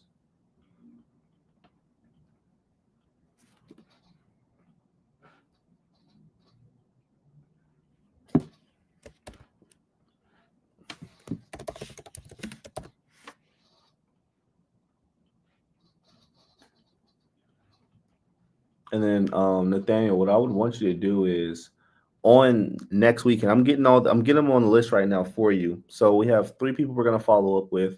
You can reach out to them, or if they reach back out to me and they say, hey, I want to buy the property, I want to walk the property, I'm just gonna put us in a group chat and you just contact them and say, hey, this is my partner. What I would want you to do as well is reach out to these people on the green and say, hey, I believe you talked to my partner Roy. He had sent you a property. Just wanted to see if you guys were still interested in, or if you had anybody who's interested. Brett was somebody who was an actual buyer. He's not an agent. Alicia is an agent. I should have put it on this side. But Brett's an actual buyer who's buying the area. He said he's reaching out. He's looking over the property. Will get back to us today. But yeah, reach out to them. And then for the yellows, you can just call them using the normal script saying, hey, are you interested in buying properties out here in Joplin again? And see if they do want to buy. Okay. Wait, so which ones do I say I'm your partner for? Just the green. Okay. Green means I sent the link. Okay. All right. Yellow means I haven't contacted them yet. So if I haven't contacted them, you're able to just go in and take it. Right.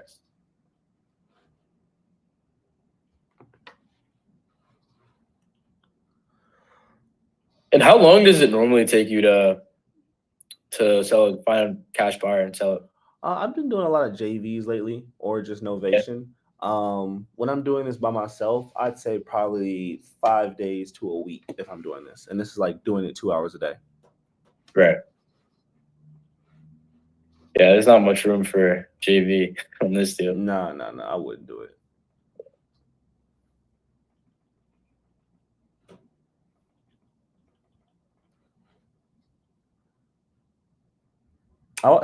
What I also would do is I'd send this to Jason Mike as well. That's in the Dispo alert section, because they're the ones who sell on my Joplin, Missouri properties. Joplin, Springfield, anything that's in Missouri or Kansas, I send straight to Jason Mike. They have buyers everywhere. New water heaters, new water, new printers. Oh yeah, that's a flipper.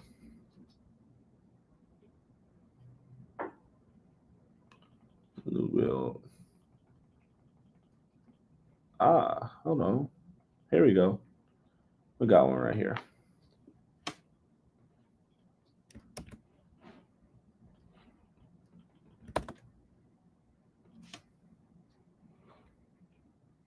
Hey, how many people do we have in here right now? We got a lot of people. All right, cool. For everybody, just unmute your mic. Whenever you guys get deals, do y'all want more of these every Saturday? Yeah, to be honest. Yep. It's a little bit easier. I feel like with everybody, a lot of people don't like hopping through and ask people. Yeah. Hold on, Devarian, your mic is, I think it's connected to the car. Can you disconnect Bluetooth?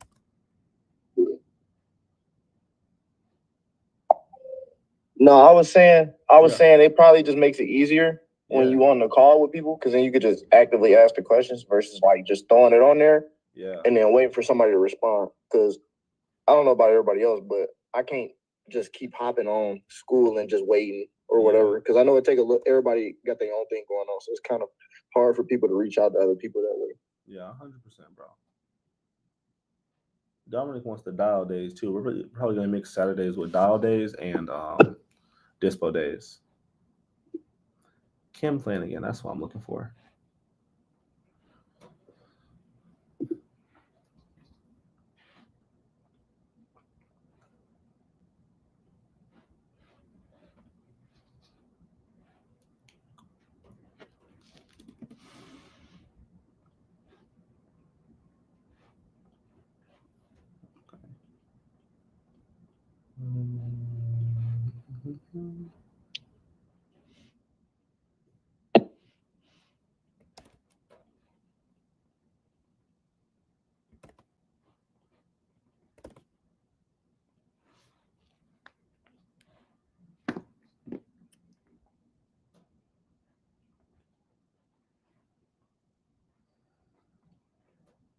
All right, this is a hot buyer right here. All right, cool. So look at this. Went to Redfin. We found this property. He almost got me with the Nathaniel just like that. All right, Nathaniel's about to join in. So he almost got me, and I thought this wasn't a renovated property because it had furniture in it, but these are AI generated 3D pictures. All right, so they just put furniture in here. So I'm like, all right, cool. Let me look up the address. Once I put in the address, I saw that Olga was the owner. Went to his portfolio. Portfolio usually gives away if they're a cash buyer or not. And then I see this right here. He has a whole portfolio all around Missouri, especially in Joplin and Carthage. So we're about to give him a call right now. This is his actual residency right here. Boom. Admit. Olga. Here we go. There's Olga. All right, cool. Address search. Looking for Olga. All right, Gutierrez. Damn, bro. Are you serious? That's annoying. Now I want to find him.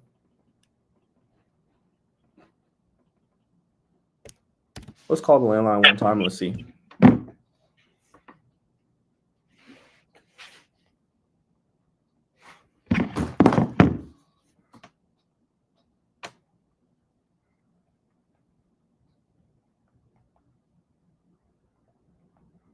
Does anybody have any questions on Dispo though?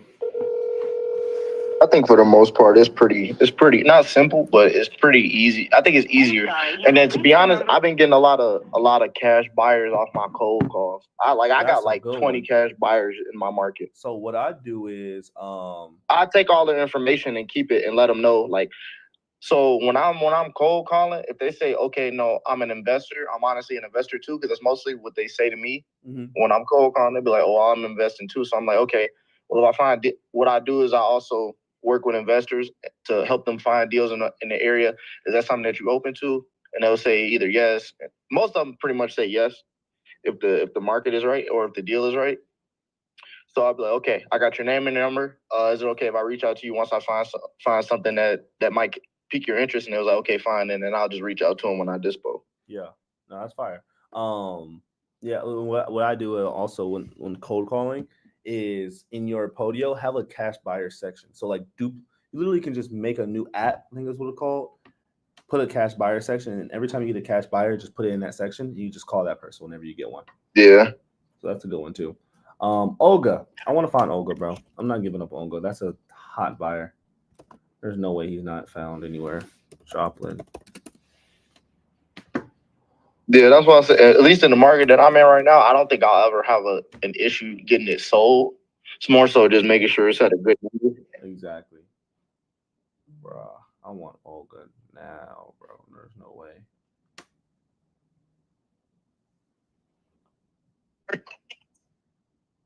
Damn, bro. Parker going ham on the phones. I'm seeing him, bro.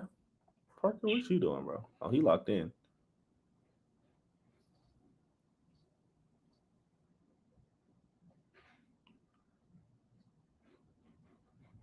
Let me see. Where is Olga? Where is Olga? Damn. All right, I'm gonna call this one.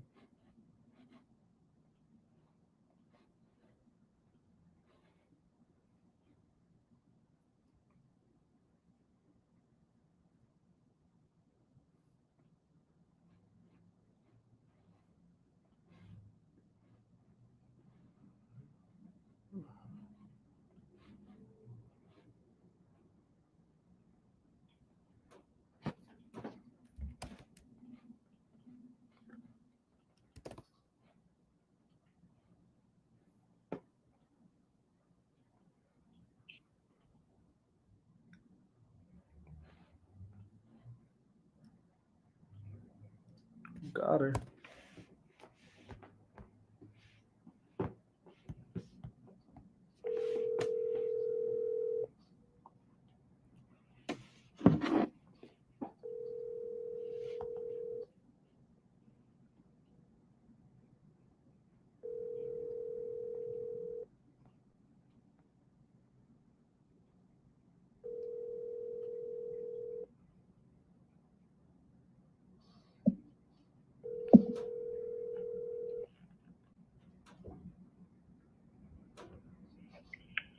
Hi, this is Kim Flanagan. Sorry I missed your call.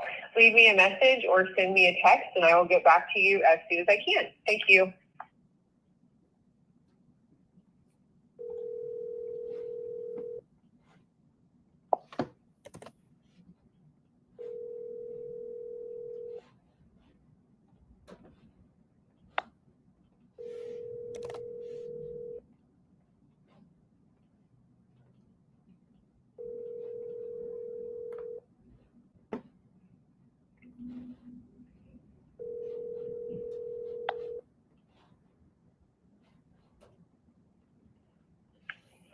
Hi, this is Kim Flanagan. Sorry I missed your call. Leave me a message or send me a text and I will get back to you as soon as I can. Thank you.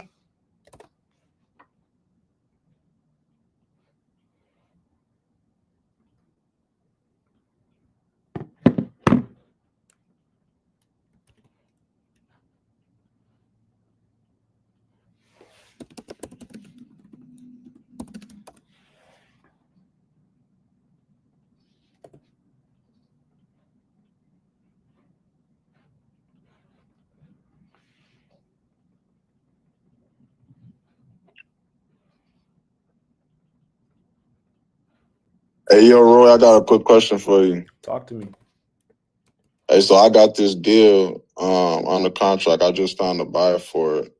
And the seller is letting me know kind of last minute that there's actually some back taxes owed on the property. And after I did some digging, it looks like they're going to be significant enough to be more than what I even have the property under contract for. So does that mean it's like a wash and a dead deal, or? Not necessarily. How much do you have it under contract for? 40 or 35, I'm sorry, 35. And then the buyer's getting it for 40. And then he owes like over that. How much does he owe? 50. And you got that information from where? The Cook County, it was either the Treasury website or the clerk, one of them. Has title found anything yet or no? So I didn't even open it up with them yet because I had a lot of back and forth. I had to do I didn't want to have to do too many price reductions with them. So I didn't even open it up because I had to do 2 price reductions. You know, I was going back and forth trying to hassle with them to get it because I started off at 85 and bought it all the way down to that 35. Yeah. So yeah, I'm gonna be opening that up on Monday and see what they tell me as well. But yeah, from what I could see, it's looking like the taxes owed are gonna be more than what it could sell for. So what kind of happens in those kind of situations? When people owe, does the property just end up sitting or? No. So in this case, the first thing you want to do is you want to send it to the title company because the title company is going to tell you the actual amount. And you might see something online and the title company doesn't even pick it up. And guess what? You're still able to sell it, right? Right. Okay. So what I would say is open up title and let title tell you how much it is owed on the property. Because now when you have title on your side, they're actually able to go in and negotiate on your behalf to get it lower, to get those taxes and fees lowered so you can actually still make profit. Another thing you can do whenever you do open up with title. So the first thing is you need to open up with title. Then after you open up with title, let's say they can't negotiate for you, they'll at least know who the liens are with and have the contact information. Title company is really good at skip tracing and doing a background check on who has those liens. So they'll give you that information on who you need to reach out to, and then you can just call the person and see if they'll negotiate on their price. Because those liens and taxes and all that, let's say even with banks, if they say that they put a lien on the property, they actually are super negotiable. And it just depends who owns it. Another good one, another good way another example I'd like to have is, or another example I could share is, I was doing a Greenville property, and it was a bank who had second lien. They were second place lien holders on the property or whatever, right? First place, they completely dropped it and went straight to second. I contacted second, and when I was able to contact second, they were like, "Look, we want $20,000 for the property," and I was able to negotiate with them down to $5,000 for the property, and we were able to get the deal sold. Why was I able to get it knocked down to $5,000? Whenever a bank puts a lien, insurance is behind them. The insurance is going to send them the $20,000 already, right? So they never lost anything, but they're going to put it on your property to make it feel like they lost something. But insurance covers the bank every single time. So whenever they get that extra $20,000, so let's say I did pay that $20,000, that's just extra profit on top. Exactly right. It's not nothing that they lost anything. They just made an extra $20,000 because they've been gotten paid from insurance. So for that $5,000, they're like, "Look, we'll take the $5,000 profit and keep it pushing." Right. Okay, I see. Now, in the case, let's just say they do agree to like reduce it or dramatically. Even in the case that they do that, the seller has the attitude of like, well, because when I resent him the new price on the contract, he actually read through it more thoroughly than the last time, and now he's like, oh, I noticed this says I'm gonna be responsible for the taxes as the seller. And so if that's the case, then this offer price I'm getting is not really the offer price. The offer price is going to be this minus the taxes. And he's like, well, I don't know if I want to do that.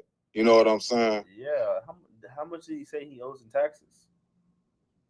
So so he doesn't know. But from what I looked up when I did my digging, like I said, it was 50.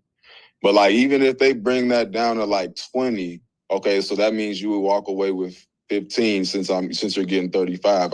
That's not something he's gonna want to do. So should I just bring it to him like, these are your two options, man? Like, you either sell the property, pay the taxes that they reduced it to, and take what's left, or just don't get anything, and then whoever's got the tax lien is gonna end up just getting the property, right? 100%.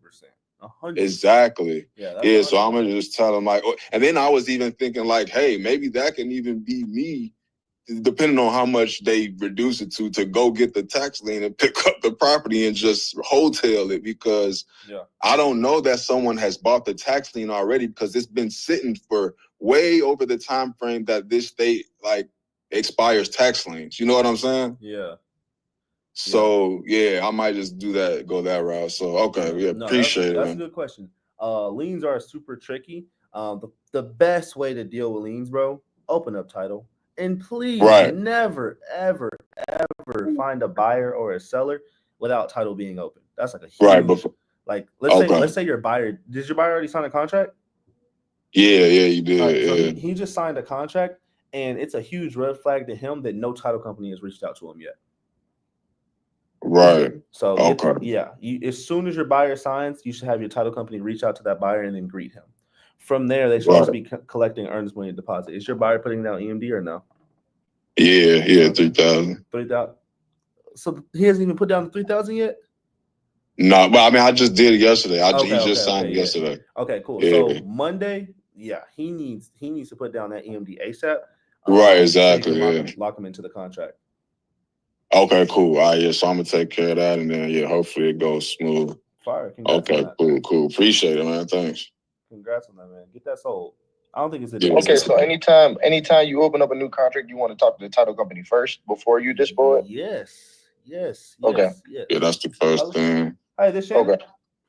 Yeah. Hey, Shannon, this is Roy. I do apologize for calling you out the blue, man. Just had a quick question for you. Me and my team are looking to get this property sold out here in Joplin, but it does need a lot of work. I was just wondering if you knew any flippers or builders looking for any projects at the moment. A lot of my business revolves around investors. What do you got? Okay. Well, that's good news. I got a property over here on 228 North Connor Avenue. Let me go ahead and pull it up on my end. Yeah, 22 North Connor Avenue. This is going to be a 2-bed, 1.5 bath. On rehab, we estimated around $10,000. Just wondering if your buyers buy over there. Some of them do, yeah.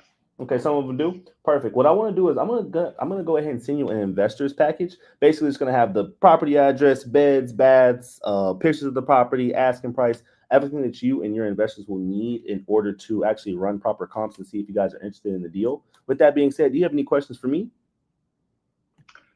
No, send that over to me and I'll shoot it out to some investors and see what we come up with. Awesome, Are you paying man. a commission on this? Of I guess course. that is a question. I always take care of my realtor, so of course I'm going to pay those commissions for you, man. Okay, and what percent are you paying? How much are you looking for right now? Well, it depends on the deal, of course. Yeah. You know, I really don't want to do it for less than $2,000. My E&O insurance is $2,500 deductible. Okay. So nothing less than $2,000.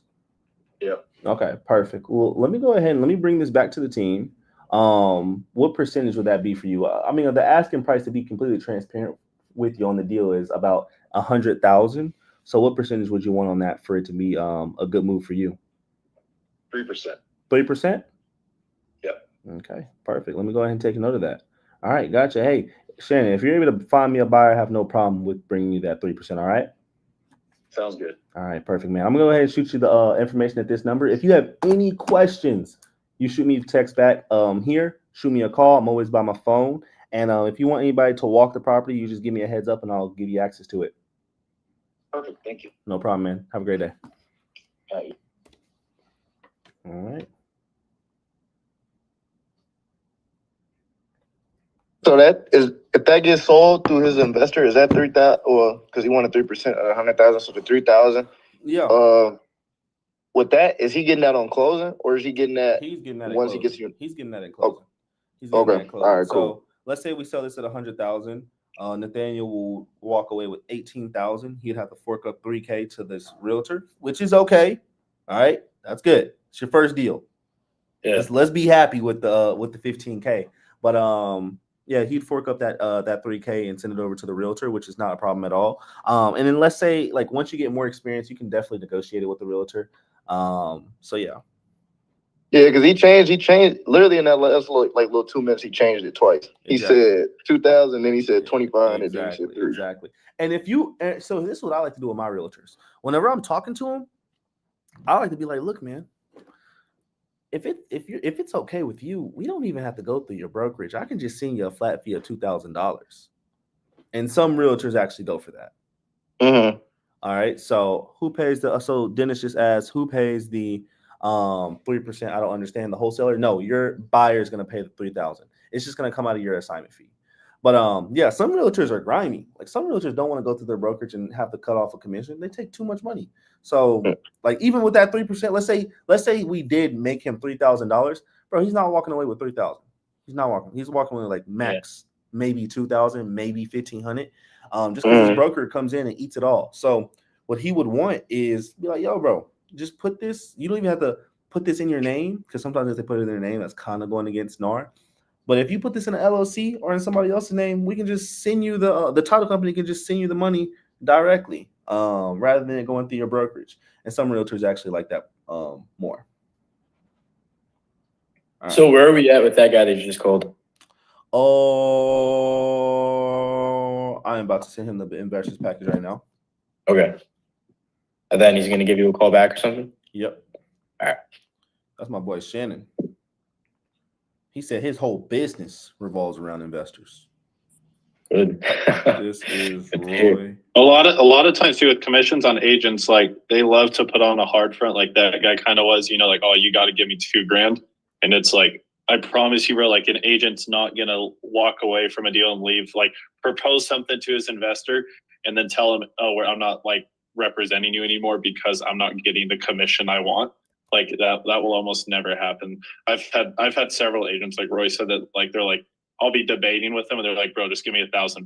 Like give me $1,000 and like let's get it to title. Because one, there's no work they're doing besides outreach. They're not like you're organizing an appointment, you're sending the contract, you're sending it to title. You know what I mean? It's like it's literally like a fucking like connection fee, if you will. Yeah. So like you never let them intimidate you. Be like, bro, like I'll give you. If you only have 1,500, just be firm. Be like, I'll give you 1,500. Yeah. Yeah. Just like that. I don't do that until they find a buyer, though. Yeah. Only because you don't want your agent to ghost you, and you don't want them to feel like it's sketchy. Agents are like, think about like the kid in the classroom who said, "But teacher, what about the homework?" That's agents. Yeah. Like they're the ones who are gonna definitely raise their hand every single time, and they're like, "No, I have to play by the book." It's like they're annoying. So act like they're going by the book. Once they have a buyer, then be like, "Hey, man, I'll get you something under the table." That's my guy Shannon. I knew Shannon was gonna pick up. Shannon want his money. Hey, Roy, I got another question for you real quick. What's going on? It's in regards to the JV contract. Are you able to look at your Slack real quick? I am live right now. So are you okay with that being out into the open? Yeah. I could just send it to the or you want me to still send it on Slack, or you want me to just can you text it to me? Okay, I could text it to you. Perfect. Oh, yo, Pink Homes is huge in Joplin. We need to get in contact with them. By the way, every time you guys see this, or every time you see this in Joplin, that's all Pink Homes properties. Okay. Yeah, he's huge in Joplin. Yeah, let's call Brian Pink. His last name is Pink. That's tough. That's tough. You just sent that to me? Yeah, I just sent it. So I kind of edited it, and I just wanted to ask if the last sentence made sense to you. So basically, This is a JV contract. Yeah. I just like put in a kind of like an edited verbiage to it because the basically this wholesaler wants me to dispo it for him, and he just wants a dollar amount. Like he's not asking for 50-50, you know. So I just like tried to put it in there, worded in a way where anything above what he's asking for would be designated to me. But does it look like that's right? How I kind of wrote it in there. How much does he have under contract for? So he's got it under contract for 185, right? And then How much he wants to sell it between 200 and 230, and the ARV on the property is like between 500 and 600. It's beautiful, and this is in Memphis. What is it? How much does he want to make? What was his dollar amount? So like I said, he wants to sell it for anywhere between 200 and 230. So in between 15 and 45,000 is what he wants. So I'd give him the lowest amount. So he wants 15. So he wants 15,000. Cool. So the way I would word the contract is, I'm confused on why there's 70,000. Because I figured that's like the closest thing to the highest amount that we could both get. You know, with that 230 price he was at on the high side, you know, that's like the most he would be able to get if we were to split it 50-50, because it'll be 35,000, you know, if we were to split the 70, and that's 5,000 under the 40, which would be close to the max that he was asking for. You get it? Yeah, no. So do you know the company New Western? Yeah. I've actually got them looking over one of my other deals to see if they could give me a good offer price on it. Perfect. So New Western, the way they do their deals is exactly like this. What they'll do is exactly. I even asked them. I'm actually playing your part with another wholesaler. So I was asking them like, how would I'm still waiting on their guy to reach out to me that's in my area. But yeah, the way they do it is they're just gonna give you the amount that you want to make on the deal, and then whatever they sell it for, they get the full amount on that, right? So it's kind of like it's like they do double closing though. They told me, I asked them, they said they do double closing on all their JV deals. So that's why I was like, I'm trying to figure out how I can do this without a double close. Yeah, they do. You wouldn't want to do that. That's gonna be too much. Right. That's what I'm saying. They do double closing because New Western pulls in like 10 to like 20 million a month. So with that being said, I would say you probably don't even need to sign a JV contract. Honestly, I would just send him an end buyer contract. I would send him an end buyer contract at 200,000.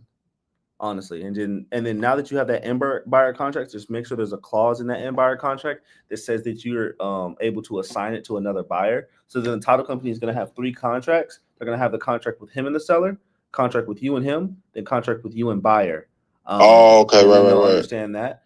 And then, or another way you could do it is you can use this JV contract and just say, I would basically fill out an end buyer contract with not my name on it for 200,000. No. You put your name because technically you are buying it. New Western is the buyer for your deal whenever you send it to them. Right. Yeah. So that's what I would do. Or you could just use this JV agreement and just say, hey, I'm gonna make sure he makes $15,000 at 200,000, and then whatever is sold over the amount, I get to keep. Right. Okay. I'll probably just do it like that then. That way would be a little bit more simple. I was just thinking that like once it comes to closing, since it's gonna be on one piece of paper, he might try to back out. You know, seeing that once it comes down to it, like okay, this like I'm making so much significantly more possibly than him, then he might try to back out or something. Nah. If he's making 15,000, he'll be happy. Honestly. He'll feel some type of way, of course, but if he's not selling the deal, nothing. Like New Western, bro. Nick, this is a crazy story. I have a property in Denison, Texas. I send it to New Western. New Western's like, I'm not sure if we can make this happen, man. This is really hard on us. The numbers are way too high. Let me see what I can do. I had the property under contract for $80,000. I sold it to them for $95,000. So this is going to be a $15K for me. I was trying to sell it to them at $120. They were like, it's just way too high. We can't make it happen. So they came in at 95. I'm happy. I made $15K. Property gets sold, closed. I get funded. I'm a happy guy. I'm dispoing another property on that same street, and a different New Western agent calls me. And they're like, hey, just wanted to see if we can buy this property, yada, yada, yada. And I'm talking to him, having a conversation. I was like, yo, I just sold a deal with you guys. And he's just like, oh, what deal was it? And I say, oh, this deal right here. He's like, oh, man, that was a banger. Excuse me? A banger? What does that mean? And I was like, I thought it was a hard deal. I thought it was tight. And then he was just like, look, man, I'll be honest with you. You can't tell this to my office, but because I asked him, like, how much did you guys sell it for? I sold it to them for 95. I said, how much did you sell it for? He said, yeah, man, we sold that for 155,000. Right. So like, that's bro, 60 right there for them. And I walked away with 15. Hurt. Right. Hurt. Yeah, exactly. So New Western, they'll get you. They'll get you paid, but they'll get you. Right. So yeah. Okay. So you're just doing the same thing to him, honestly.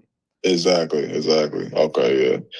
They did, but New Western did, because I was thinking about, instead of finding my own end buyer, just giving that exact deal to New Western as well. But then they also mentioned like they don't know how they would go about closing it, since there's so many parties involved. I don't know. That's too many people on that, bro. It's in Memphis. You should be able to sell that easy. Yeah. You know, I could find my own end buyer for that. So I appreciate that, bro. Yeah, so I'm gonna just put the 200 in there, maybe even 205 for him, just to be cool and that. Yeah. Find the end buyer. Yeah. Hello. Hey, this is Brian. Yeah. What's going on, Brian? This is Roy. How you doing today? I'm doing well. How can I help you? Hey, sorry for calling you out the blue. I'll make it quick. Just had a quick question for you. Me and my team are trying to sell a property out here in Joplin, but it does need a little bit of work. I was just wondering, did you have any investors or flippers looking for any projects at the moment? Oh, maybe. The Google link of all the pictures and pricing and all that. Is this a good number I could text it to? Yep. Perfect. Gotcha. And I'll give you a quick heads up. This property is over here on it's 228 North Connors Avenue. Do you know if they're buying in that neighborhood? I mean, it just depends on the deal, man. It doesn't really matter the neighborhood. Okay, perfect. I love to hear it, man. I'll go ahead and shoot you over this investor's deck. It'll have the beds, baths, asking price, the pictures, everything that you and your team will need to run comps. And then if you guys do find a buyer, we always take care of our realtors as well. Okay, sounds good. Sounds like a plan, man. I'll talk to you soon. Thanks, bye. Big Brian. All right. We'll put Brian on here too.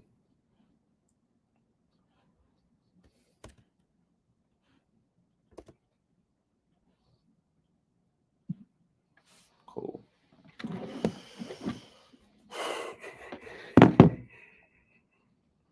All right, somebody has a question.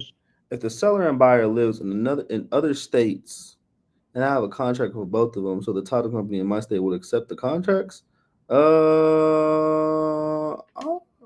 Accept the contracts. I don't think I really understand the question. Could you re-ask the question? Let me text this guy.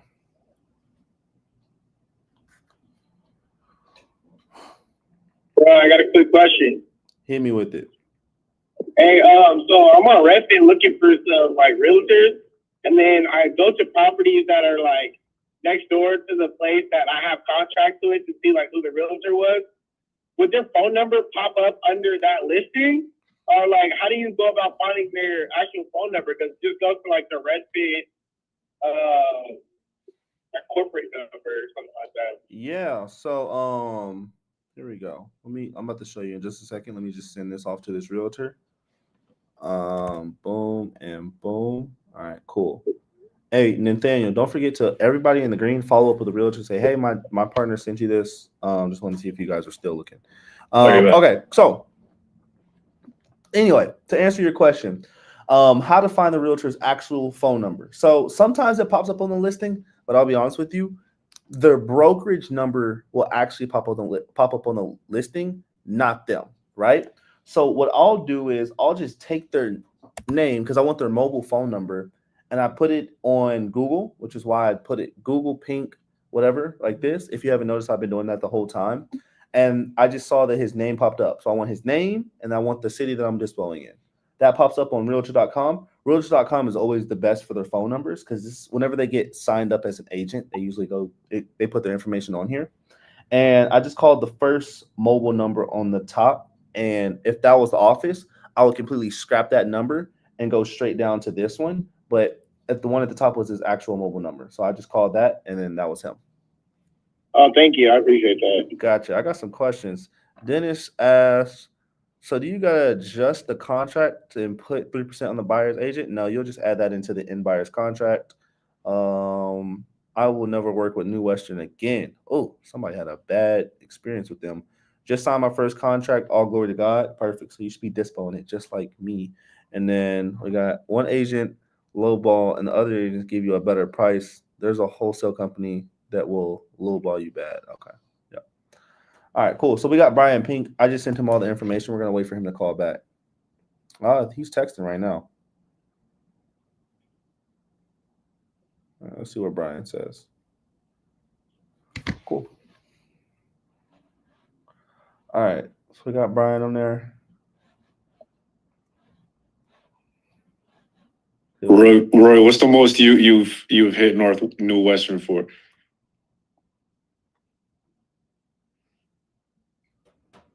$33,000. 33,000 with New Western. Okay. They helped me sell a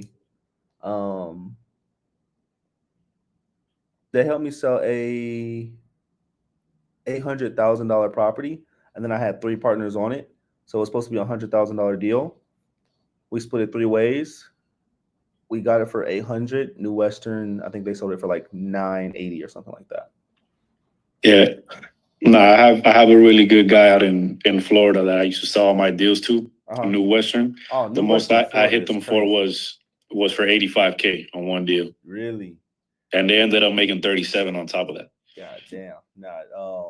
Yeah, hey, honestly, the fact that they let you walk away with more than them is actually really good. Because usually they're picky.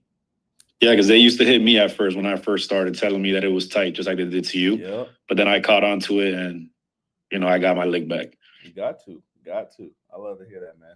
Now, New Western, everybody doesn't like working with New Western. You just have to have a good agent. When you working with New Western, they're like New Western is like a bunch of it's like a bunch of college dudes who finished college and they just didn't know what they were doing.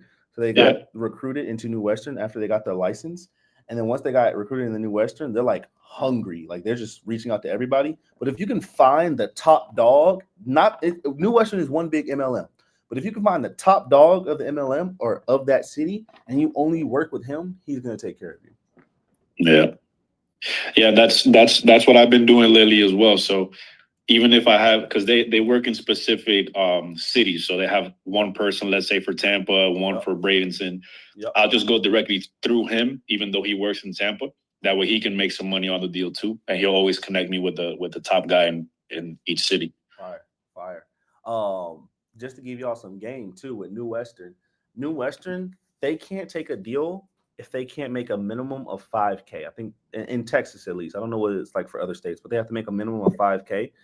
So give them like room to make 5K and then try to spread out your spreads as much as possible.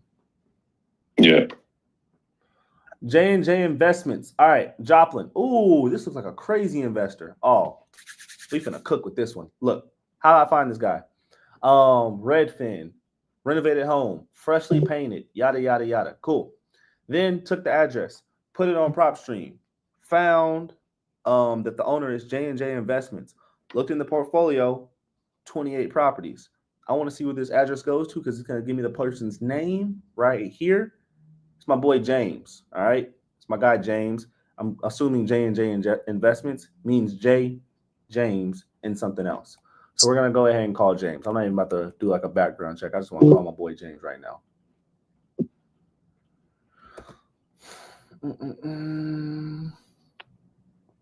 James A. Heron. Oh yeah. Come on, James. James, don't get my hopes up like that. Please answer the phone. Nathaniel, have you reached out to James yet? No. All right, let's get James on here, man. About to hit him with the most enthusiastic personality in the world.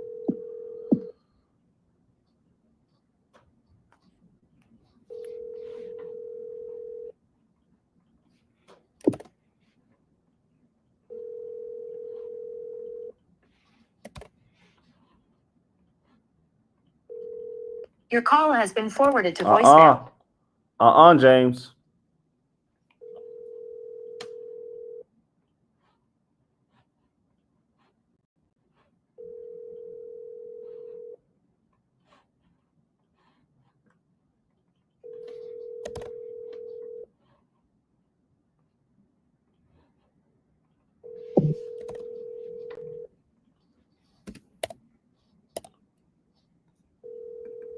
Your call has been forwarded to voicemail.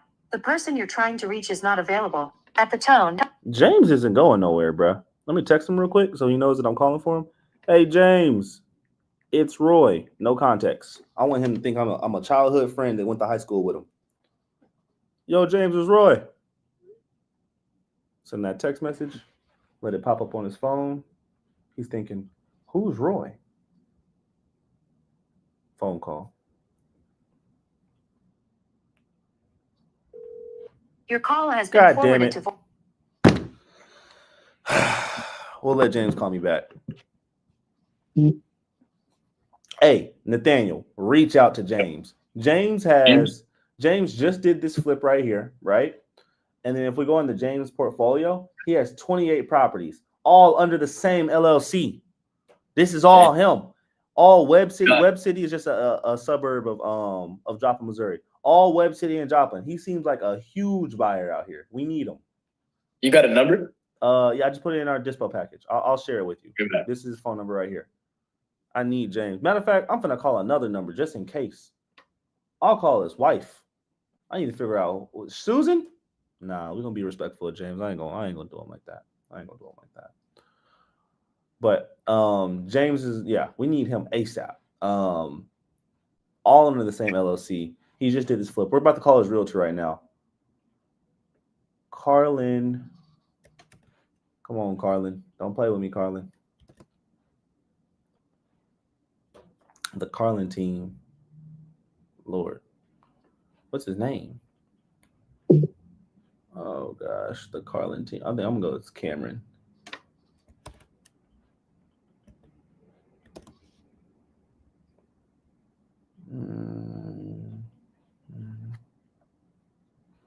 Someone said, do you recommend on market or off market? Off market all day. Do not do any on markets. Is Ashley?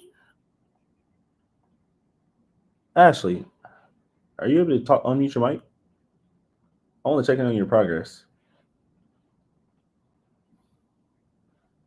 Oh gosh, I don't want to talk to Cameron. Let's see if we can find Cameron, man. Cameron on Zillow. That's his office. This is his cell phone. Cameron looks like an MMA fighter. All right.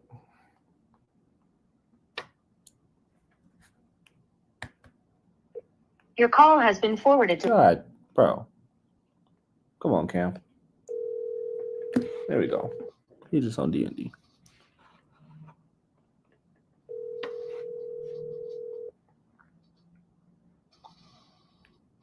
Come on, Cam. Come on, Cam. Your call has been No, Cam. Your call has been forwarded. Oh, Cam not fucking with me. All right. We'll put him on the list, though. We need to call Cam. Because Cam is the direct contact to James right now. What's Cam's phone number? This right here. Yeah. And like I said, for your agents, text them. Text them. Like, why do real estate agents not like making money or picking up the phone? I don't know. If you think about it, how does an agent even make money? They have to pick up their phone. Their phone is the only source of them making money.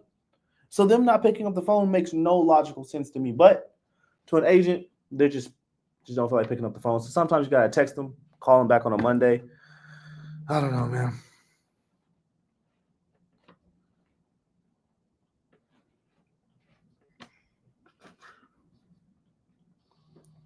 Oh, another one. All right. This is Mason. We're gonna do the same thing. Renovated property. Marble. Is this recently remodeled and everything? Marble. They went all out. It's a 4-bed, 1 bath. They're selling it for 155. Lord, that is not good, bro. That makes our comps look really bad. I hope this isn't close to our property. But anyway, we're gonna put this in PropStream and see who's the owner of this property. And I'm praying it's a LLC. I'm praying it's a LLC. I hope it's not J&J. Wait, do you think that's too low of a price or too high of a price? I'm saying that our property is a 2.1.5 and our ARV is 120. These people have 2 more bedrooms and 200 square footage more, and their price is only 155. And it's been on Redfin for 54 days, which means the ARV is probably closer to 140, 150. If it's completely remodeled, which brings down our ARV as well. So is it nearby? I don't know if it's nearby or anything. I'm gonna be honest with you. I really don't know. Nor do I feel like putting in the here. I got you, bro. Let me see.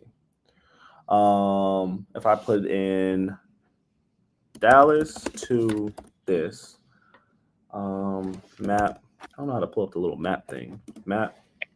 All right, cool. So his property is right here. Your property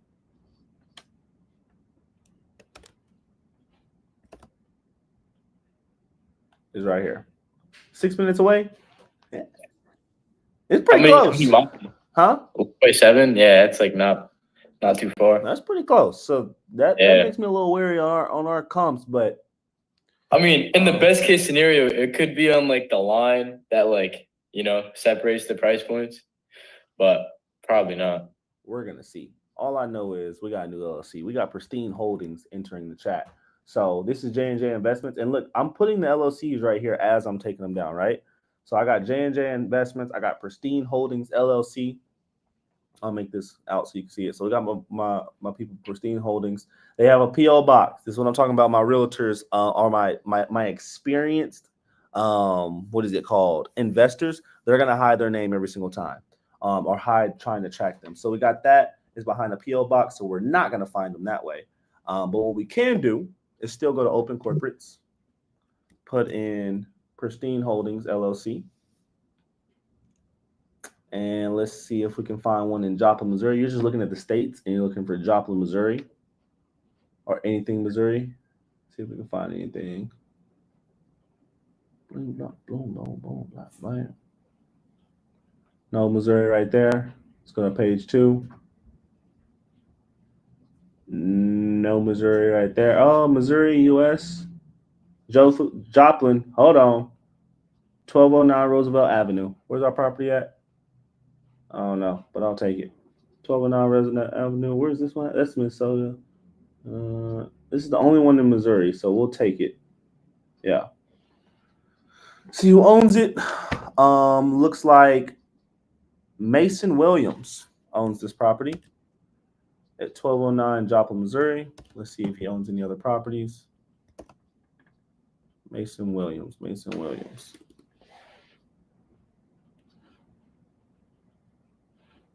This is Mason Link Properties 13. Damn. And he's the owner of Pristine Holdings. Just like that. Here we go. He's attached to it. All right, cool. We just found his address. Now, let's make sure. Yeah. So Roosevelt's address. Cool. We're just going to truepeoplesearch.com. Do this. And we're looking for Mason. I need a Mason. Yeah, that was the actual address. Next page. There's no way there's not a Mason. I'm gonna find Mason. Link properties. Let's do Oliver.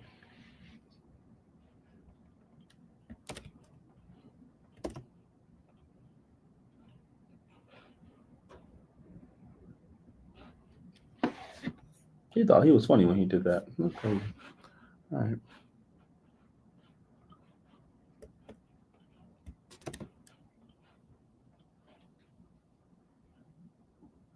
Right now I'm trying to find Mason. Mason Williams. Okay, let's go to link properties again.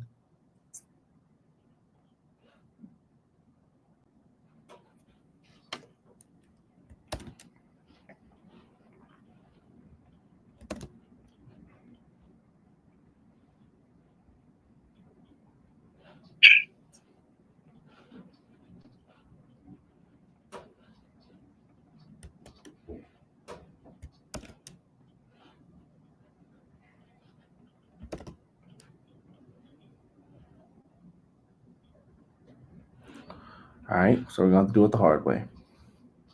Look up Mason Williams ourselves in Joplin, Missouri.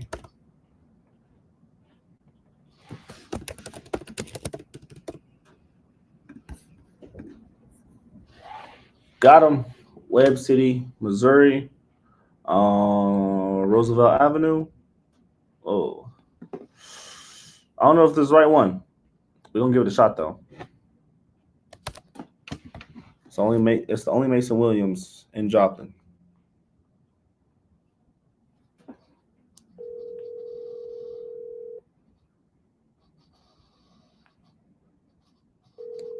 Someone said, what is that left sidebar you use? It's a browser. It's called ARC. R-A-R-C. It's like instead of using Google Chrome or Firefox, I use ARC.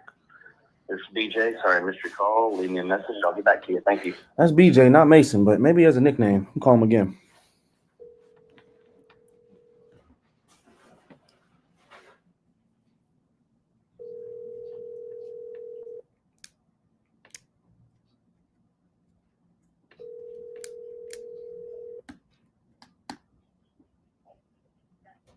This is BJ. Sorry, I missed your call. Leave me a message. All right.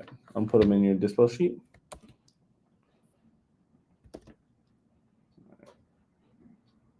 Where is Mason? All right. I'm going to put his True People Search link just so you have them there, but we need to find out where Mason is. So because I haven't found him, I'm going to make him a gray. Okay. But we're going to put him under here, put that link right there, and go boom. We need to find Mason's phone number because he's the owner of Pristine Holdings, which is a huge investing. It looks like they do a lot of investing out there in Joplin. Did I even call this Realtor yet? I don't think I called this Realtor, though. Oh, shoot. Now I feel like a goddamn goofy. He's the Realtor on it. Ah, damn, bro. All right. I feel like a goofy. Let's see if we can find Mason's. Wait, he's the owner of Pristine, what? Yes, he's the owner of Pristine. Okay. This guy. Gosh, Mason. I went through all that. Phone number just on Google. He's on the younger side, so usually when they're on the younger side, they're harder to find.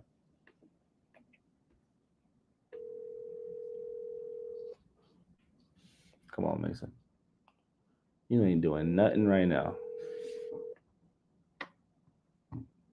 You got his phone. Hello, this is Mason Williams with Realty Executives. I can't come to the phone. And we're going to double call. Maybe he just doesn't like my Dallas number.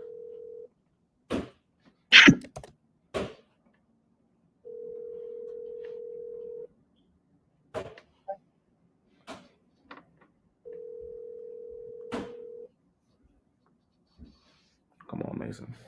Hello, this is Mason Williams with Realty Executives. I can't come. Hey, Mason. This is Roy with Hive Real Estate. Shoot me a call back when you have the chance.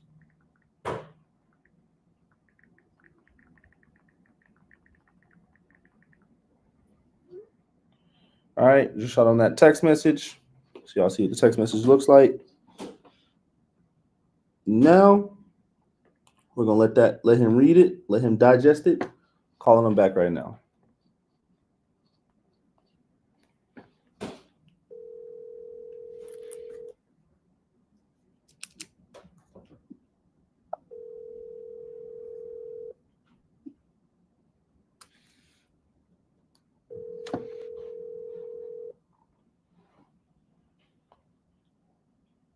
Hello, this is Mason Williams with Realty Executives. I can't come to the phone right now.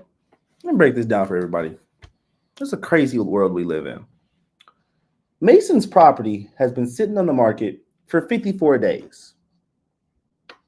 He doesn't answer his phone.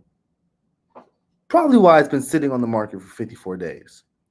If any agent is watching this or is in my chat, please, all you have to do is answer the phone. We'll call Mason on Monday, but it seems like it's now hitting 5 o'clock. We're calling people during times they're doing events, going out, having dinner. So we're going to go ahead and put it at a hard stop now.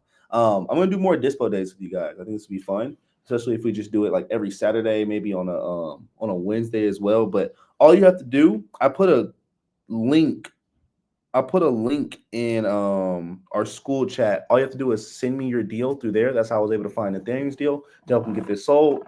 Now, Nathaniel, you have this sheet that we were able to build out of potential buyers and potential investors and realtors that have connections to buyers. You just have to go through here again, call them, say I'm your partner, and if they want any type of confirmation or if I get any text messages from those people, I'll add you guys to a group chat so you can get the deal sold. All right, Nathaniel, I'll keep you updated on what I can do. I'll keep trying to get this sold throughout the week next week. Just keep doing the same thing I was doing today. Like for you, you should have already had every single one of these people already reached out to. But now, did this kind of help you get an understanding of what I'm doing every single day to try to get a deal sold? Yeah. Perfect. That being said, I appreciate y'all showing up. I'm heading out. I gotta go to the gym before it closes. Peace out. Okay.